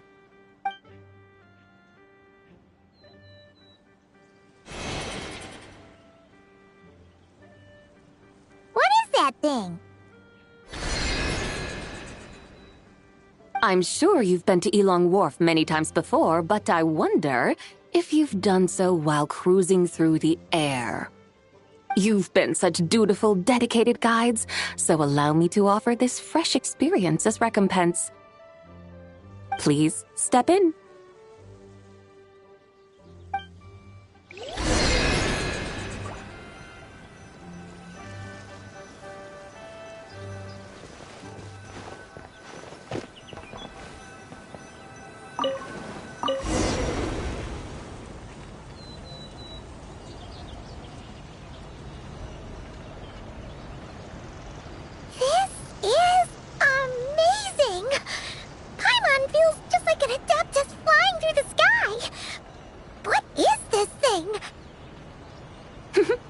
I created it from my memories of the chariot of the Lunar Palace. Many years have passed since I last laid eyes upon it, so there may be some discrepancies. Nonetheless, it is functionally much the same. A lunar chariot? Wow! Paimon never imagined she'd get to ride in one! So, Sabai, does that mean you used to work on the moon? Work. That's an interesting way to phrase it, though I suppose you are correct.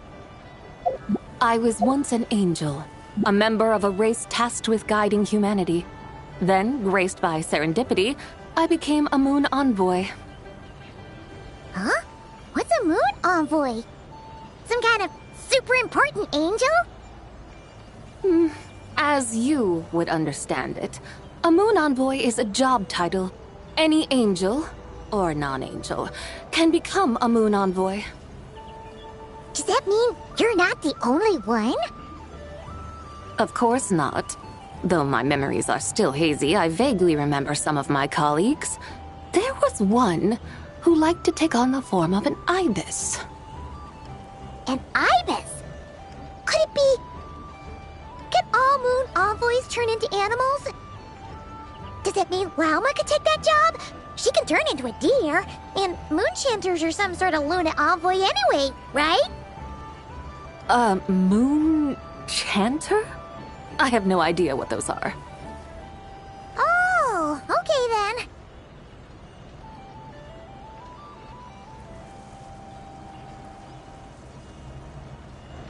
Look! Paimon thinks she saw a tea vendor over there! Very well. Let's take a look.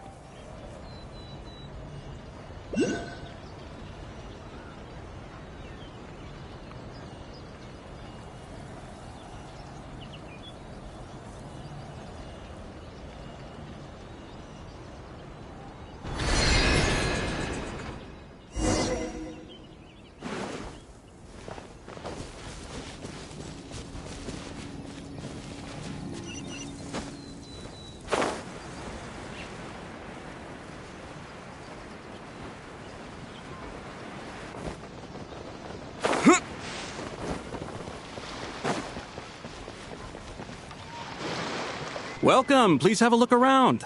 We only sell teas of the finest quality sourced directly from Chaoyang Village. Right now we're offering a special discount for Lanterlit. Look over there! Discounted tea!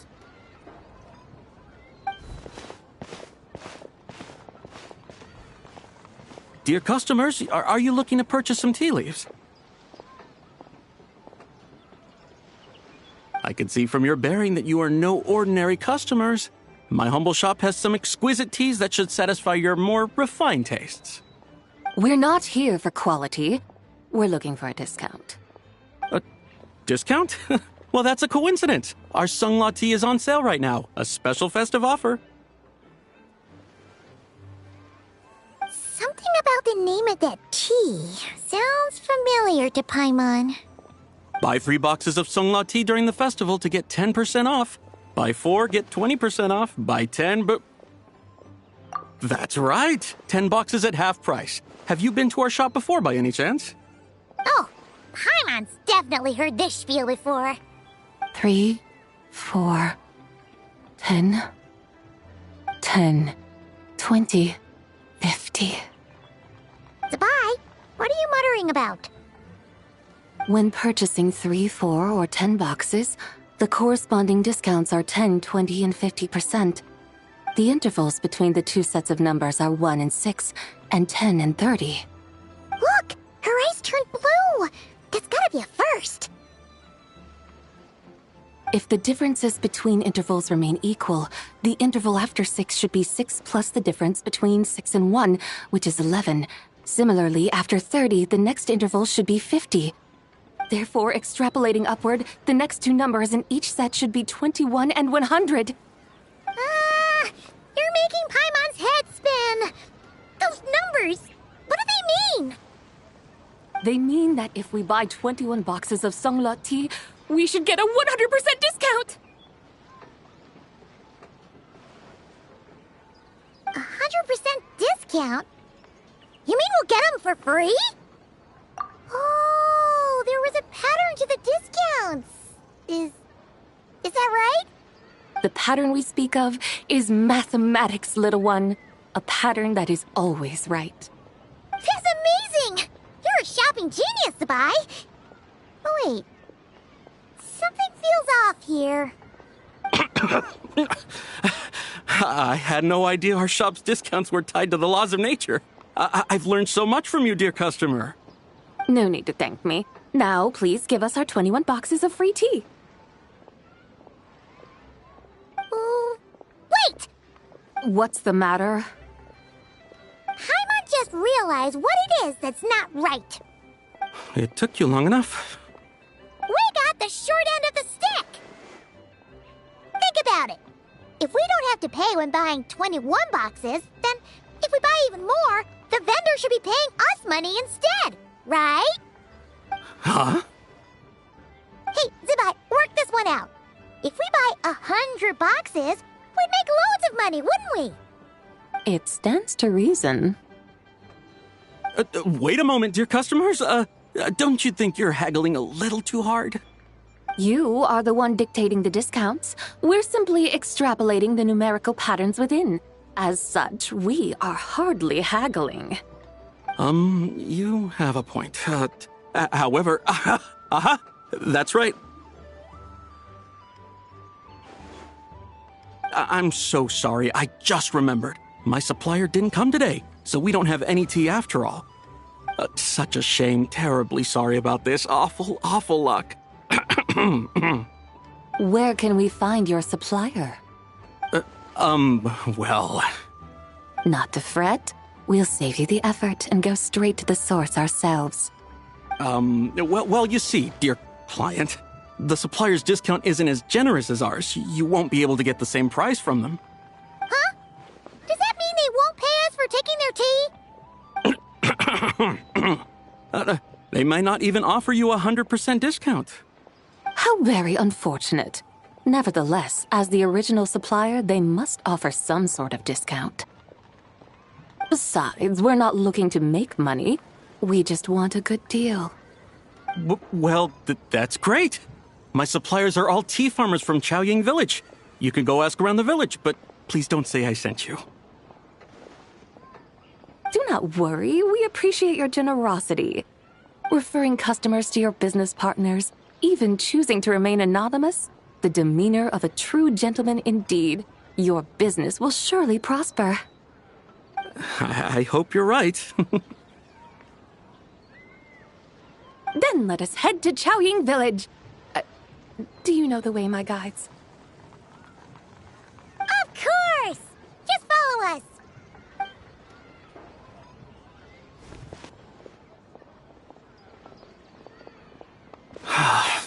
What otherworldly beings were those? Thank the heavens I managed to send them on their way. I should hurry home and pray to the White Horse Adeptus. May she bless me such that I never encounter such customers again.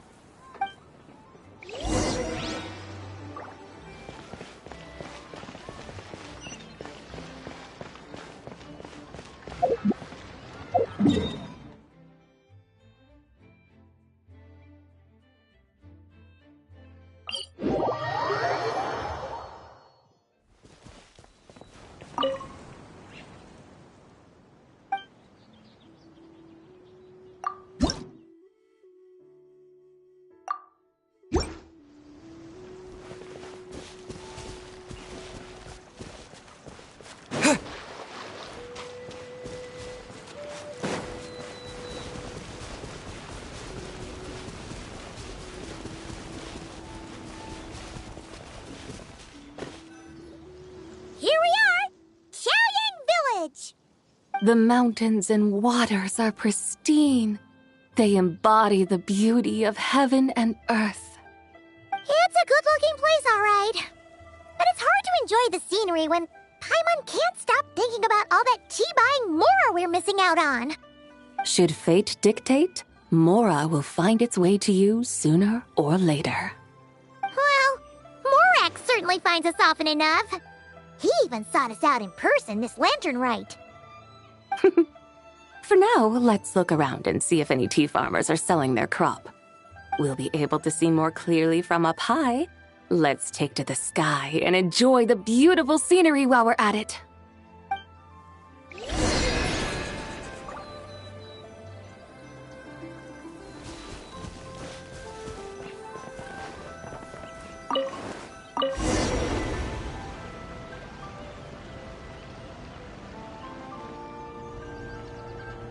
Wow! Chaoying Village looks beautiful from up here.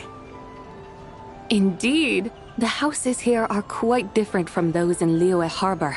They follow the natural contours of the mountains, forming unique, elegant structures.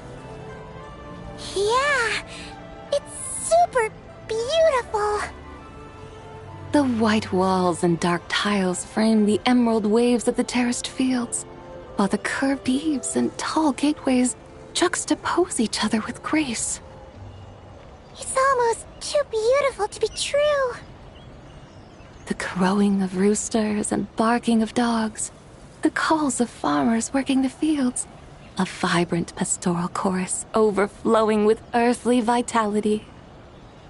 Yeah, it's incredibly beautiful, huh? Have you studied the linguistic arts by some chance? Huh? Your vocabulary for beauty seems rather constrained. Paimon knows how to say pretty as well.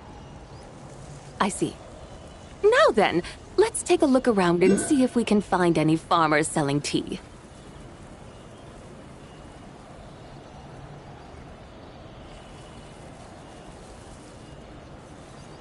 Look! There's someone in that tea field! And they look kind of familiar. Wait, is that Lu Xiangxiang? And who is that? Oh, you'll remember her once you see her up close. Hey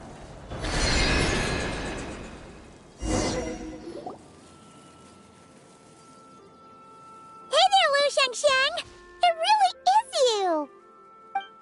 Huh? Paimon, Traveler, and the White Horse Adeptus. Fancy seeing you here. The White Horse Adeptus has a name now. You can call her Zabai. And you are... Wait. I remember now, you're... Don't say anything about food poisoning or fish. You're the young lady who wanted to rise above the rest, are you not? Yes, that's me. But I'm in a bit of a state right now. At best, I can say I've fallen below them. Fallen below them? What happened? Like I said the last time we met, I'm being punished according to family rules. My father, mother, grandfather, grandmother, other grandfather, other grandmother. Oh, that's a lot of family members. Yeah, and on the night of Lantern Rite, they held a family meeting to discuss my situation. So, they do care about you. There's no doubt they care. But they think that since I caused all that trouble in Liyue Harbor, it shows I can't be trusted on my own. They decided to ground me. Ground you? Yeah, though they're not confining me to my room. Instead, I have to personally nurture a tea seedling until it grows big enough to be sold at market. Aw, a tiny little tea baby. Do they want you to experience what it's like to be a parent? It's supposed to cultivate my character and temperament. They say this will help me calm down and reflect on my issues. What happened in Liyue Harbor really wasn't your fault. Oh well, at least this punishment doesn't sound too harsh. So, how long will it take for the little tea baby to grow? Actually, I don't know. I've never grown a tea tree before. It usually takes 2 or 3 years. 2 or 3 years? Yes, the tea in this garden requires 2 or 3 years to mature. That long? Sabai, you're not making this up, are you? How do you know so much about growing tea? When the plants thrive and grow, that is the meaning of my name. I can tell at a glance when their season of ripening will come. Do I really have to waste 2 or 3 years here? Why is this happening to me? I'd only just found my direction in life. Yes, during the night of Lantern Rite, I heard many people reciting poems from Long Gone in praise of the moon.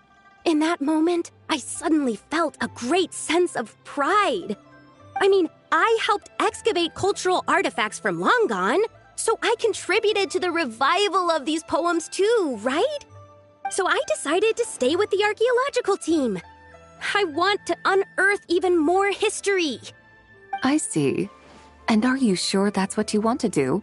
If you don't achieve anything significant in the years to come, will you still enjoy it? Yes, because archaeology gives me that boom shakalaka feeling. Wait, did Xiangling teach you that? That's right. I was asking her for advice. She said that if something gives you that boom shakalaka feeling, then it has to be worth pursuing. I immediately thought about how, when I'm excavating in the ruins, I always feel like there's a ghost standing beside me, and not in a spooky way. It feels like my great-great-great-great-great-grandmother patting me on the shoulder and saying, "Keep going. You're about to rediscover some grand ancestral knowledge." Right? It feels like I've made some kind of connection with my ancestors. Isn't that amazing? Since you've made up your mind, you should give it your all. And I'd love to, but I'm still grounded. Run away. Summon up a little boom shakalaka and leave the tea garden behind. Flee this village. That might be going a bit far. You don't want to lead others astray, Sabai. Yeah! Tell them about your great-great-great-great-great-grandmother. She must be the most super-duper ancestor to have ever risen above the rest, right? I'd be better off telling them about the White Horse Adeptus. After all, she's the supreme riser above the rest who saved my great-great-great-great-great-grandmother. Then it's settled. Tell your family that your decision has my blessing. Thank you, Tsubai, but I don't think cosplay is going to work on them. They won't listen. They don't need to listen. You need only follow the rules they've set out for you. What do you mean? As I'm sure you know, some ancient texts refer to the White Horse Adeptus as the Daughter of Time. My family history contains such records, but what of it? If the White Horse Adeptus were to manipulate time to make your tea seedling grow overnight, then you'd be free, correct? Is that how it works? If the White Horse Adeptus were to really get involved, my grandfather would let me leave right away, but who really believes that she'd show up and help? It's not as if you have any other options. Why not try calling out for help? It won't cost you any more. Guess I might as well. I've got no better ideas anyway. White Horse Adeptus, if you can hear me, please save me from my predicament.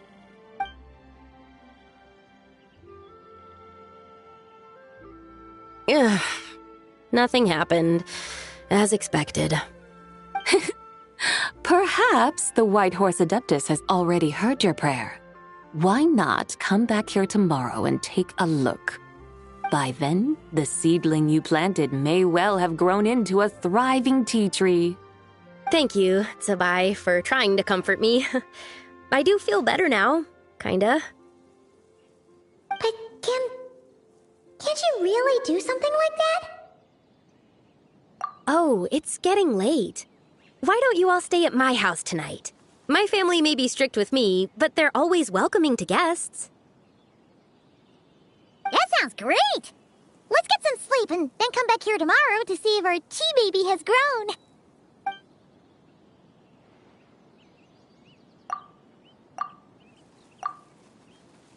Oh, the tea tree! Whoa! Your tea baby is all grown up! Indeed, it has grown into a mature tea tree that can stand tall in the face of wind and rain. How is this possible? It must be the work of the White Horse Adeptus. Your prayer must have moved her. Are you sure? Perhaps she heard your prayer and chose to answer the call. She once saved my great-great-great-great-great-grandmother. This time, she saved me. That's incredible! Your family must be blessed by the White Horse Adeptus. I guess so. I need to tell everyone the news right away. They'd better. Since this is the will of the White Horse Adeptus, I don't see how they could object. Go. And if you run into any more trouble, call out to the White Horse Adeptus just like yesterday. Thank you so much. Paimon really thought you were going to use Adeptal energy to make the tea baby grow, Zabai. When an Adeptus exerts effort, consuming their energy, is that not using Adeptal energy?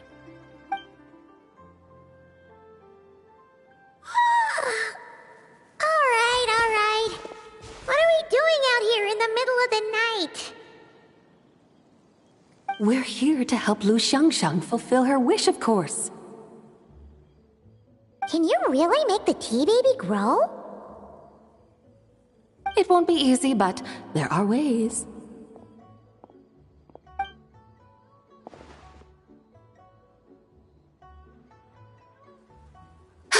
There, it's grown. Hey! You just transplanted a tea tree from over there! So, there's a mature tea tree here now, yes? Oh, yeah, but... And am I not the White Horse Adeptus? Well, yeah. Is this tea tree then not a manifestation of the White Horse Adeptus's will? You're not wrong. But again, there's something not quite right about this. Maybe this will become another mystical Adepti tale recorded in their family history. That would be marvelous. Paimon thinks so too. Hey, Traveler! Sabai seems to be doing much better now, don't you think? Oh! Paimon bets that's why Zhangli chose to send her on this errand. That's a great idea! We've already shown her Liyue Harbor, Yulong Wharf, and Xiaoying Village. How about we head to Qingce Village next? Qingce. That name sounds familiar. The scenery there is really beautiful. Pretty, too. It's the perfect sightseeing spot. How about we show you around? I must say, I have been mightily impressed by the mountains and waters of Liyue. Please lead the way, my dutiful guides. All right, let's go!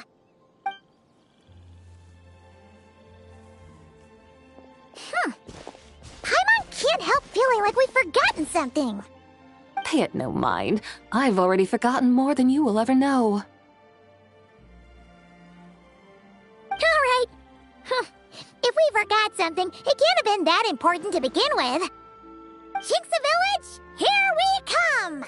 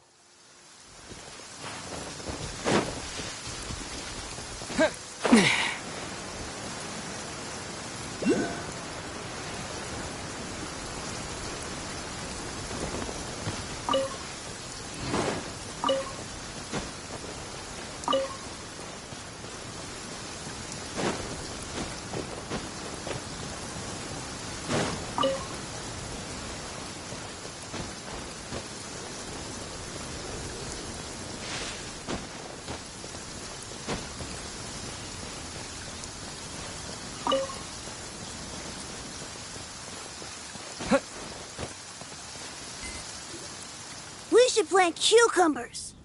We should plant canolas. We should plant cucumbers. They're easy to sell. We should plant canolas. The flowers are pretty. What are you arguing about, little ones? We're deciding what to plant in our field once Lantern Rite is over. Yeah. Dad gave us a small plot of land to grow our own crops. He said we can keep all the more we get from selling them. We should plant cucumbers, right? Dad plants cucumbers every year. We should plant canolas. We can press the seeds for oil. It smells good and sells for a good price. Ah, an agricultural debate. This should be easy to sort out. Granny, are you a farmer? Could you tell us what to do? Granny? What did you just call me, you rapscallion? Oh no, her eyes are gonna turn red again. It's just, my granny smells really nice, and you smell nice too, so... Sorry. How about we call you Auntie instead? Auntie? Oh, alright. Big Sis Tsubai, can you help us decide whether we should grow cucumbers or canolas in our field? You little rascals. Using priceless land like this just for cucumbers and canolas? What a waste of heaven's gifts! Huh? What should we plant instead? With the coming of spring, when all things awaken, the field should be sown with the 5 grains. What are those? The 5 grains are life's staples, the heart of the people's table. I notice the people here mostly eat rice, so that is where you should begin. Based on the local climate and soil, seedlings planted in mid to late spring should produce mature grain within 2 or 3 months. When autumn comes, you can plant a second crop, with time still to harvest it before the first frost. The rice you harvest can be sold at market or kept in your stores. It's a far better choice than cucumbers or canolas. Oh, but Big Sister Tsubai, I like canolas. That's no issue. It is unsuitable for continuous cropping in any case. You can rotate it with rice to maximize your yields. After the second rice harvest, around wintertime will be the perfect opportunity to sow their seeds. And when they mature in mid to late spring, you shall be just in time to sow the first rice crop of the year in turn. This way, your field will sustain balance, rice and canola in a harmonious cycle. Wow! That means we'll have crops to harvest all year round! Wait a minute! If rice and canola take up the whole year, what about my cucumbers? A firefly dares rival the brilliance of the moon? In what twisted universe should cucumbers vie for land with rice? Big Sis Tsubai, you're going to hurt Lil Lee's feelings. Auntie hates cucumbers. Stop crying this instant! I meant that cucumbers are simple enough to grow. There's no need to devote a whole field to them. Just find an empty corner of your yard, scatter some cucumber seeds in the earth, and before you know it, you'll have a thriving patch of vines. Cucumbers delight in sunlight and moisture, but they suffer in cold weather. If you wish to plant them this early in the year, you should make sure they're protected from frost. Wow. Is it really that simple? Let's hurry home and get started right away! Are you really in that much of a rush? Well, thanks, Big Sis Tsubai, who's fierce but really good at farming. We gotta go! Thanks, Big Sis Tsubai! See you around! Paimon never imagined you'd know so much about farming. What's so strange about that? The people of Langan called me the god of soil and grain. Are the fields not made of soil? Is rice not one of the 5 grains? Huh. That's true. So, if the god of soil and grain is a farming god, that means the White Horse Adeptus must be a farming adeptus, right? Of course, the god of farming is down to earth. Mind your tongue, impertinent child. How dare you diminish the lofty bearing of an adeptus? Hey! You're the one who said the god of soil and grain is all about farming. Enough! It's time for us to take to the skies once more. Join me now. Witness the majesty of mountain, water, and field, and broaden your horizons.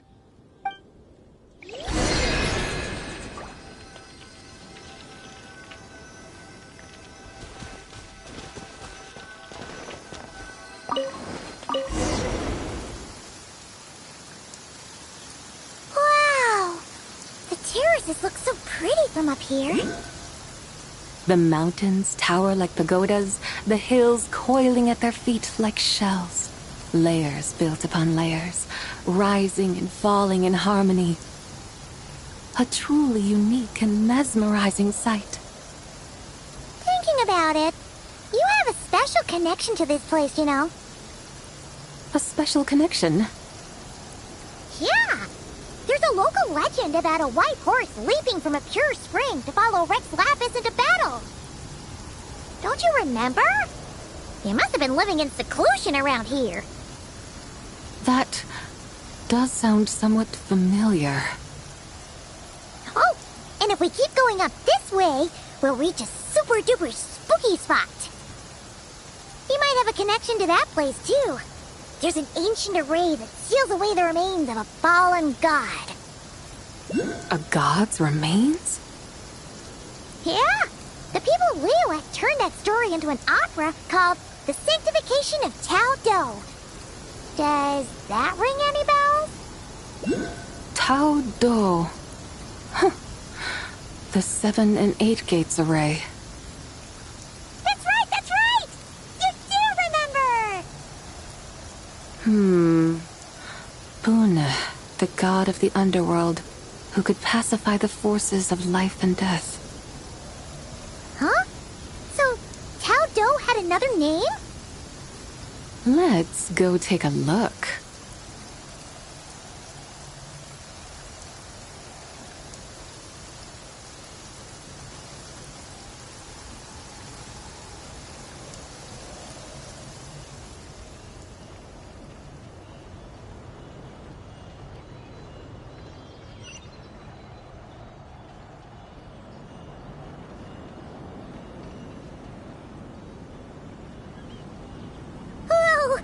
We've arrived at Wulwang Hill.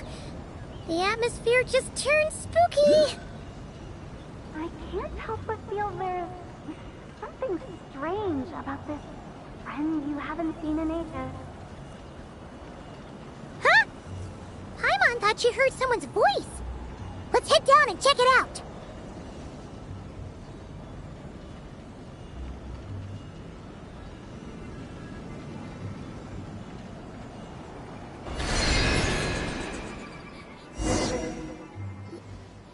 I can't help but feel there's something strange about this friend you haven't seen in ages. Strange? Whatever do you mean? Her strangeness defies description. This Miss Zabai is a full-blown enigma, don't you think? I'm afraid I have no idea what you're talking about. Aren't you worried about sending her all the way to Yilong Wharf on her own to buy tea? What if she gets lost? Where there are people, there are paths. Now I'm the one with no clue what you're saying. She can ask for directions. And then what? She will meet strangers in unfamiliar lands, build friendships, part ways. Hers will be a long journey indeed. The further the journey, the more footprints one leaves behind. The deeper those footprints, the harder it is for time to erase them. Ah, so you want her to make new friends? I see. But from what you say, it sounds as though she's not from Liyue. I believe she was not, but perhaps she will be. You're sounding stranger by the second. Huh. Oh, over there! Oh, look who's here! Hu Tao! Zhongli! What are you doing here? Traveler, Paimon, fancy meeting in a place like this. Oh my, and Miss Zabai too! Sounds like fate to me. We were taking Zabai to buy some tea from Yulong Wharf. Zhongli sent her there, though she didn't even know the way, and... Oh, drat! We forgot the tea! Oh, Paimon knew we were forgetting something. Why didn't you say so earlier then? What's done is done. There's no need to dwell on it. Fresh tea grows with each passing year. Let fate deliver it as it wills. Exactly. You can get tea wherever you go. You're hardly running low now, are you? Paimon feels a lot better now that you've said that. Still, I'm a little confused. If you were buying tea, how did you end up all the way out here? We're taking Spy on a sightseeing tour. We started at Liyue Harbor, stopped in at Yulong Wharf, went sightseeing around Xiaoying Village, made our way to Qingce Village, and now we're here. Wow, that is quite the itinerary. Yeah, actually, Paimon thinks it's about time we headed back.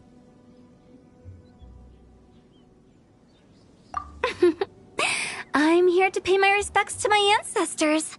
My dear consultant kindly agreed to join me. It is Lantern Rite, after all. Adepti and ancestors should be venerated alike. Ancestors? Wait, could you be... Are you heir to the Wu-Wong kid? Or perhaps the lone butterfly of the Crimson Flame? Whoa, have you got all your memories back? Huh? Miss Zabai, you know about the Wangsheng funeral parlor and the 8 adepts? I happened to hear a storyteller expound on the sanctification of Tao Do. Lots of people know that story, sure, but very few can discern my family lineage from just a glance. Well, Zhongli, your friend here really is quite something. Unfortunately, there's no time to dally right now. We have a hill to climb. Perhaps once today is done, we can find time to chat over tea, recite poetry, and admire the moon? That would be wonderful, Director Hu. Oh, and before we go, you've been traipsing around all day. I suggest you stop off at the Wangshu Inn on your way back for a good night's rest. Wouldn't do to exhaust yourselves, Don't mention it. All right, we'll take our leave now. See you later. Hu Tao's so thoughtful. Why don't we follow her advice and stay at the Wangshu Inn tonight? Zabai, you can see the whole of Dihua Marsh from up there. The view's amazing. Plus, you can sample Smiley Yinshao's cooking. Wangshu, an intriguing name. It couldn't hurt to check it out. Awesome! Let's go!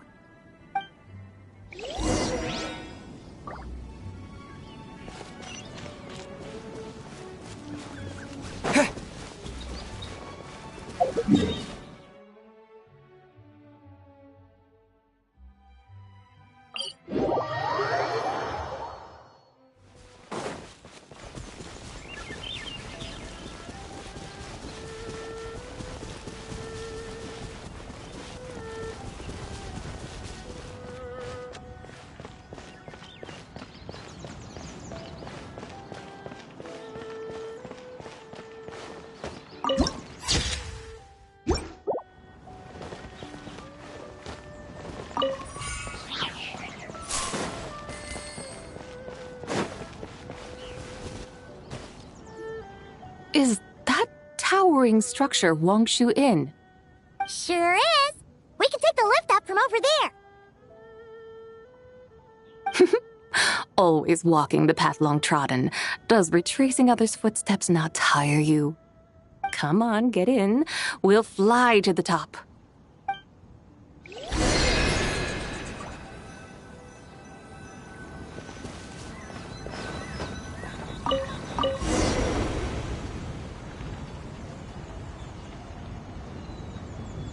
Are we really gonna fly up to Wangshu Inn?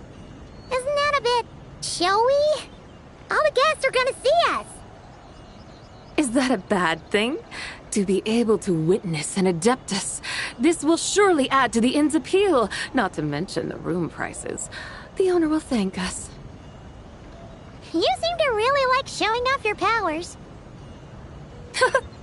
This inn's architecture is incredible, and the surrounding countryside radiates a picturesque charm.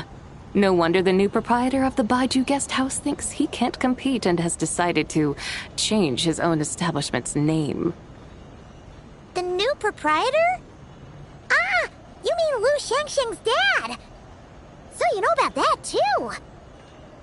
Personally, Paimon thinks it should go with something like Rex's Rest. That's a contender's name if Paimon's ever heard one. A fitting name indeed. So you think the guest house should change its name, too? Paimon kinda thought you'd say something like, such sacrosanct traditions must never change. Time flows ever onward. Why should the rules of yesterday be carried forward into the world of tomorrow? The people of today should determine what is to be kept. Huh. You're not as old-fashioned and stuffy as Paimon thought. The years ebb and flow, seas recede to reveal fields. In the vastness of time, I am but a wild horse in a boundless sea of dust. Even Rex Lapis, having waded through the waters of the river of time, is not quite the same as before. Zhongli? What was he like before? That is another story for another time.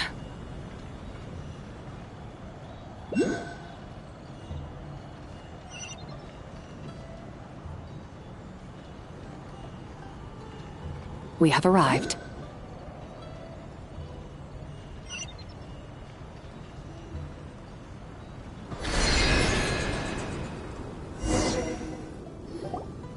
Whew. This is the first time Paimon's ever flown up to Wangshu Inn on a chariot. Everything's so different when you're up high. Wangshu. Like moon lanterns and Shao lanterns. Might it all be a coincidence? What's a coincidence? Do you not know what Wangshu means? Not bad. You're clearly much sharper than your diminutive companion.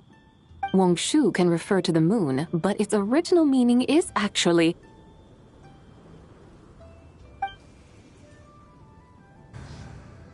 the goddess who rides the bright moon's chariot. And you must be the conqueror of demons. Xiao! Paimon was wondering if we'd disturbed you by flying down from the sky. Not at all. I sensed an unusual presence long before you arrived, though I didn't expect it to be you in a flying chariot. Ah, a witness at last. I was starting to think we should fly a bit lower. 'Twould be awfully dull if no one ends up marveling at my lofty bearing. No need. This is already showy enough.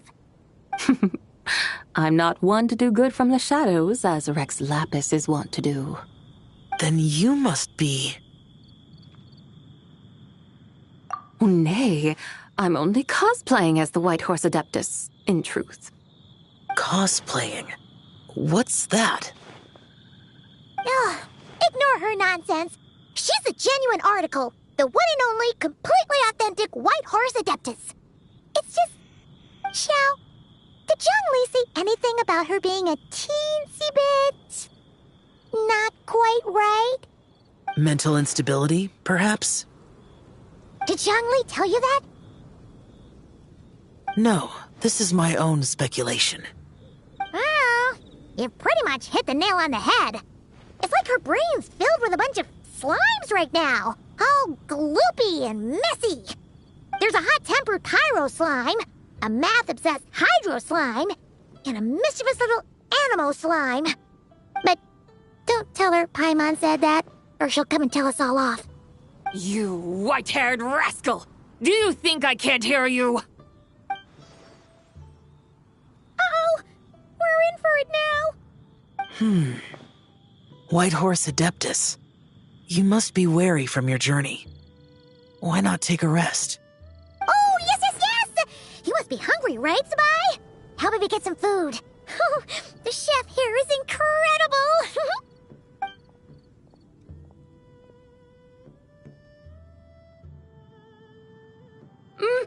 It's so hot! So spicy! Are you okay? Do you want Paimon to get you some water? Don't worry about me. I just need to pace myself.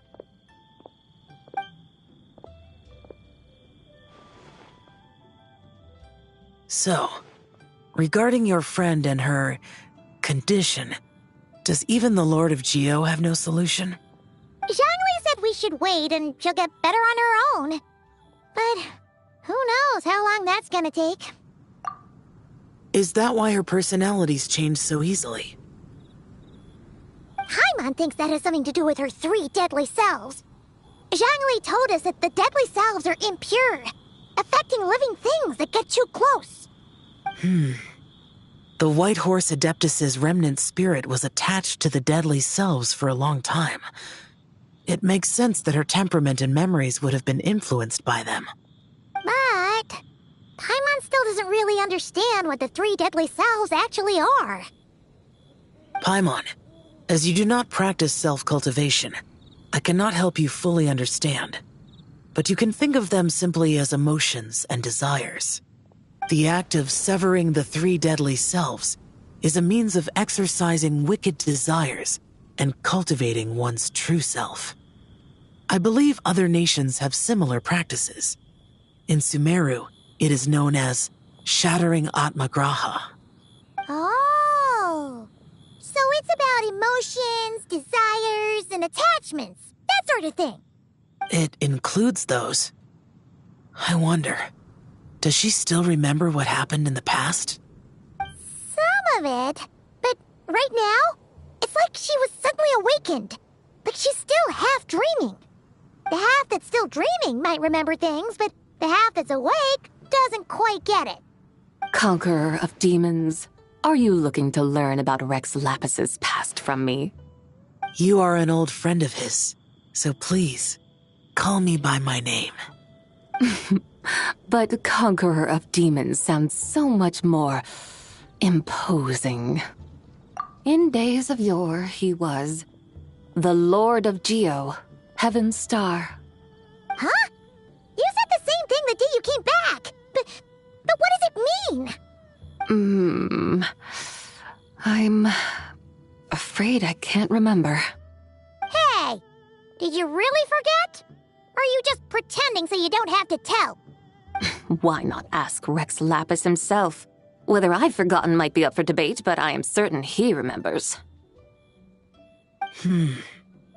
He must have his reasons for not raising the past, and you likely have similar concerns. I shouldn't have asked. An answer that suits your style, General Olatis. Now that we're on the subject, though, I suddenly remembered something. Which is? In the distant past, there was a feast, which I attended. I faintly recall the Lord of Geo also being present that day. Oh, and then? What happened? Among the dishes served, there was one that could be found in every household throughout Langan at the start of spring. A dish called Flavor of Spring. I suddenly remembered the recipe for this dish. Is that it? Yes! Since it's Lantern right here in Liyue, why don't I make some for you to try? That sounds good.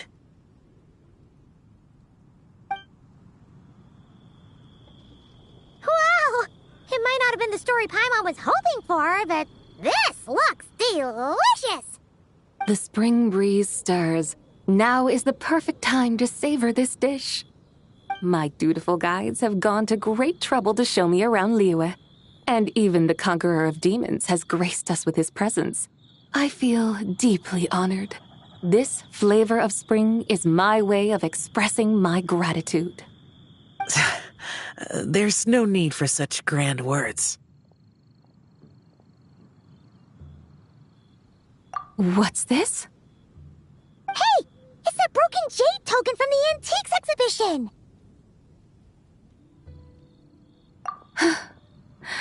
Indeed. This was once an Adeptal treasure of mine. I'm amazed it ended up in your hands. Alas, it serves little purpose now in its fractured state. Please, keep it as a memento. Oh, that's a shame. Can't we fix it? This is the way of the world. Once jade is broken, it can never be made whole. Then, what about forging a new one? That is a good point. That it has ended up in your hands must be a message from fate. I could try to craft it into a little trinket for you. One that might prove useful on your journey. Ooh, what sort of trinket? It's just a passing thought, one that will require the right opportunity. I'll think about it more when the time comes. Now that we've had our fill, we should get some rest. Tomorrow we return to Liyue Harbor, where I'll have need of your guidance once more.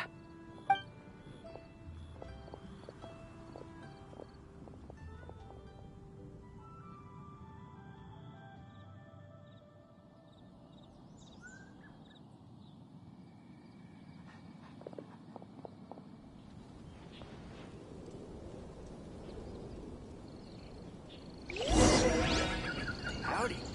Please, head straight on in.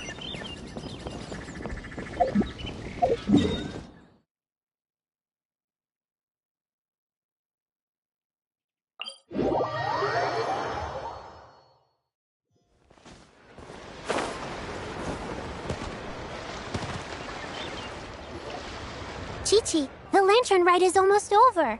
Do you remember how to make a Shao lantern? Morning, split bamboo, traveler. And get silk, make Paimon. You've got it all mixed up again. They're here again. Yow Yow! Looking good in that new outfit, huh? Hey, it's Paimon! Dr. Baiju gave this to me as a gift. How does it suit me? Thank you. Wow! What happened for Baiju to suddenly give you a brand new outfit, Yao Yao? Dr. Baiju is thanking Yao Yao for teaching me to make Shao lanterns. Chi-Chi and I were just playing together. Dr. Baiju's too kind.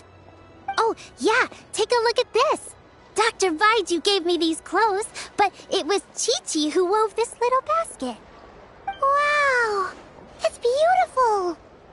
When did you become so good with your hands, Chi-Chi? I learned to make Shao lanterns, thanks to Yao Yao. I also made a wish. What do I always say?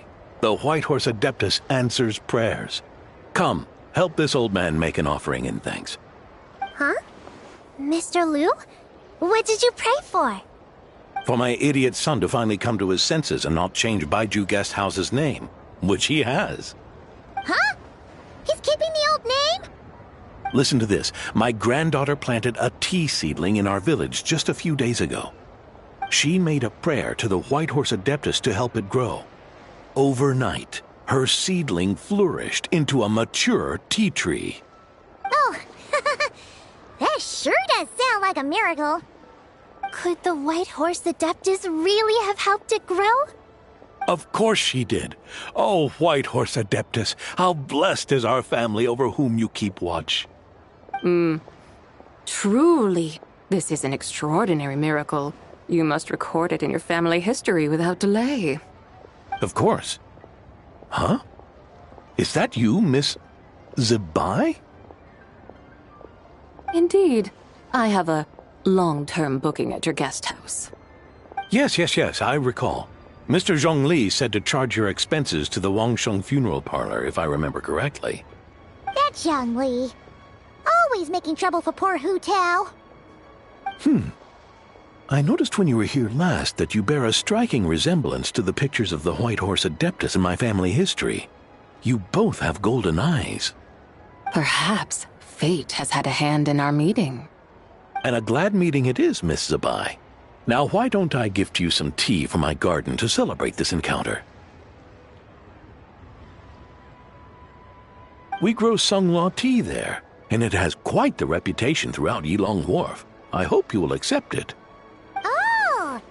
Sunglaw, buy 10 boxes, get half off teas, back on the menu. Buy 10 boxes, get half off? Don't be silly. This is a gift. It's free. Woohoo! Nice! Thank you so much, Boss Lou. There's no need to thank me. You're a visitor from out of town, which makes you an honored guest. Make yourself at home. Lantern Rite may have ended, but the streets are still bustling with activity. Make sure to take everything in, meet some new friends, and enjoy your time here. And that goes for you kids as well. Happy Lantern Rite. Got it, Mr. Lou. Happy... Lantern Rite. Yeah! Happy Lantern Rite, everyone! Happy Lantern Rite indeed.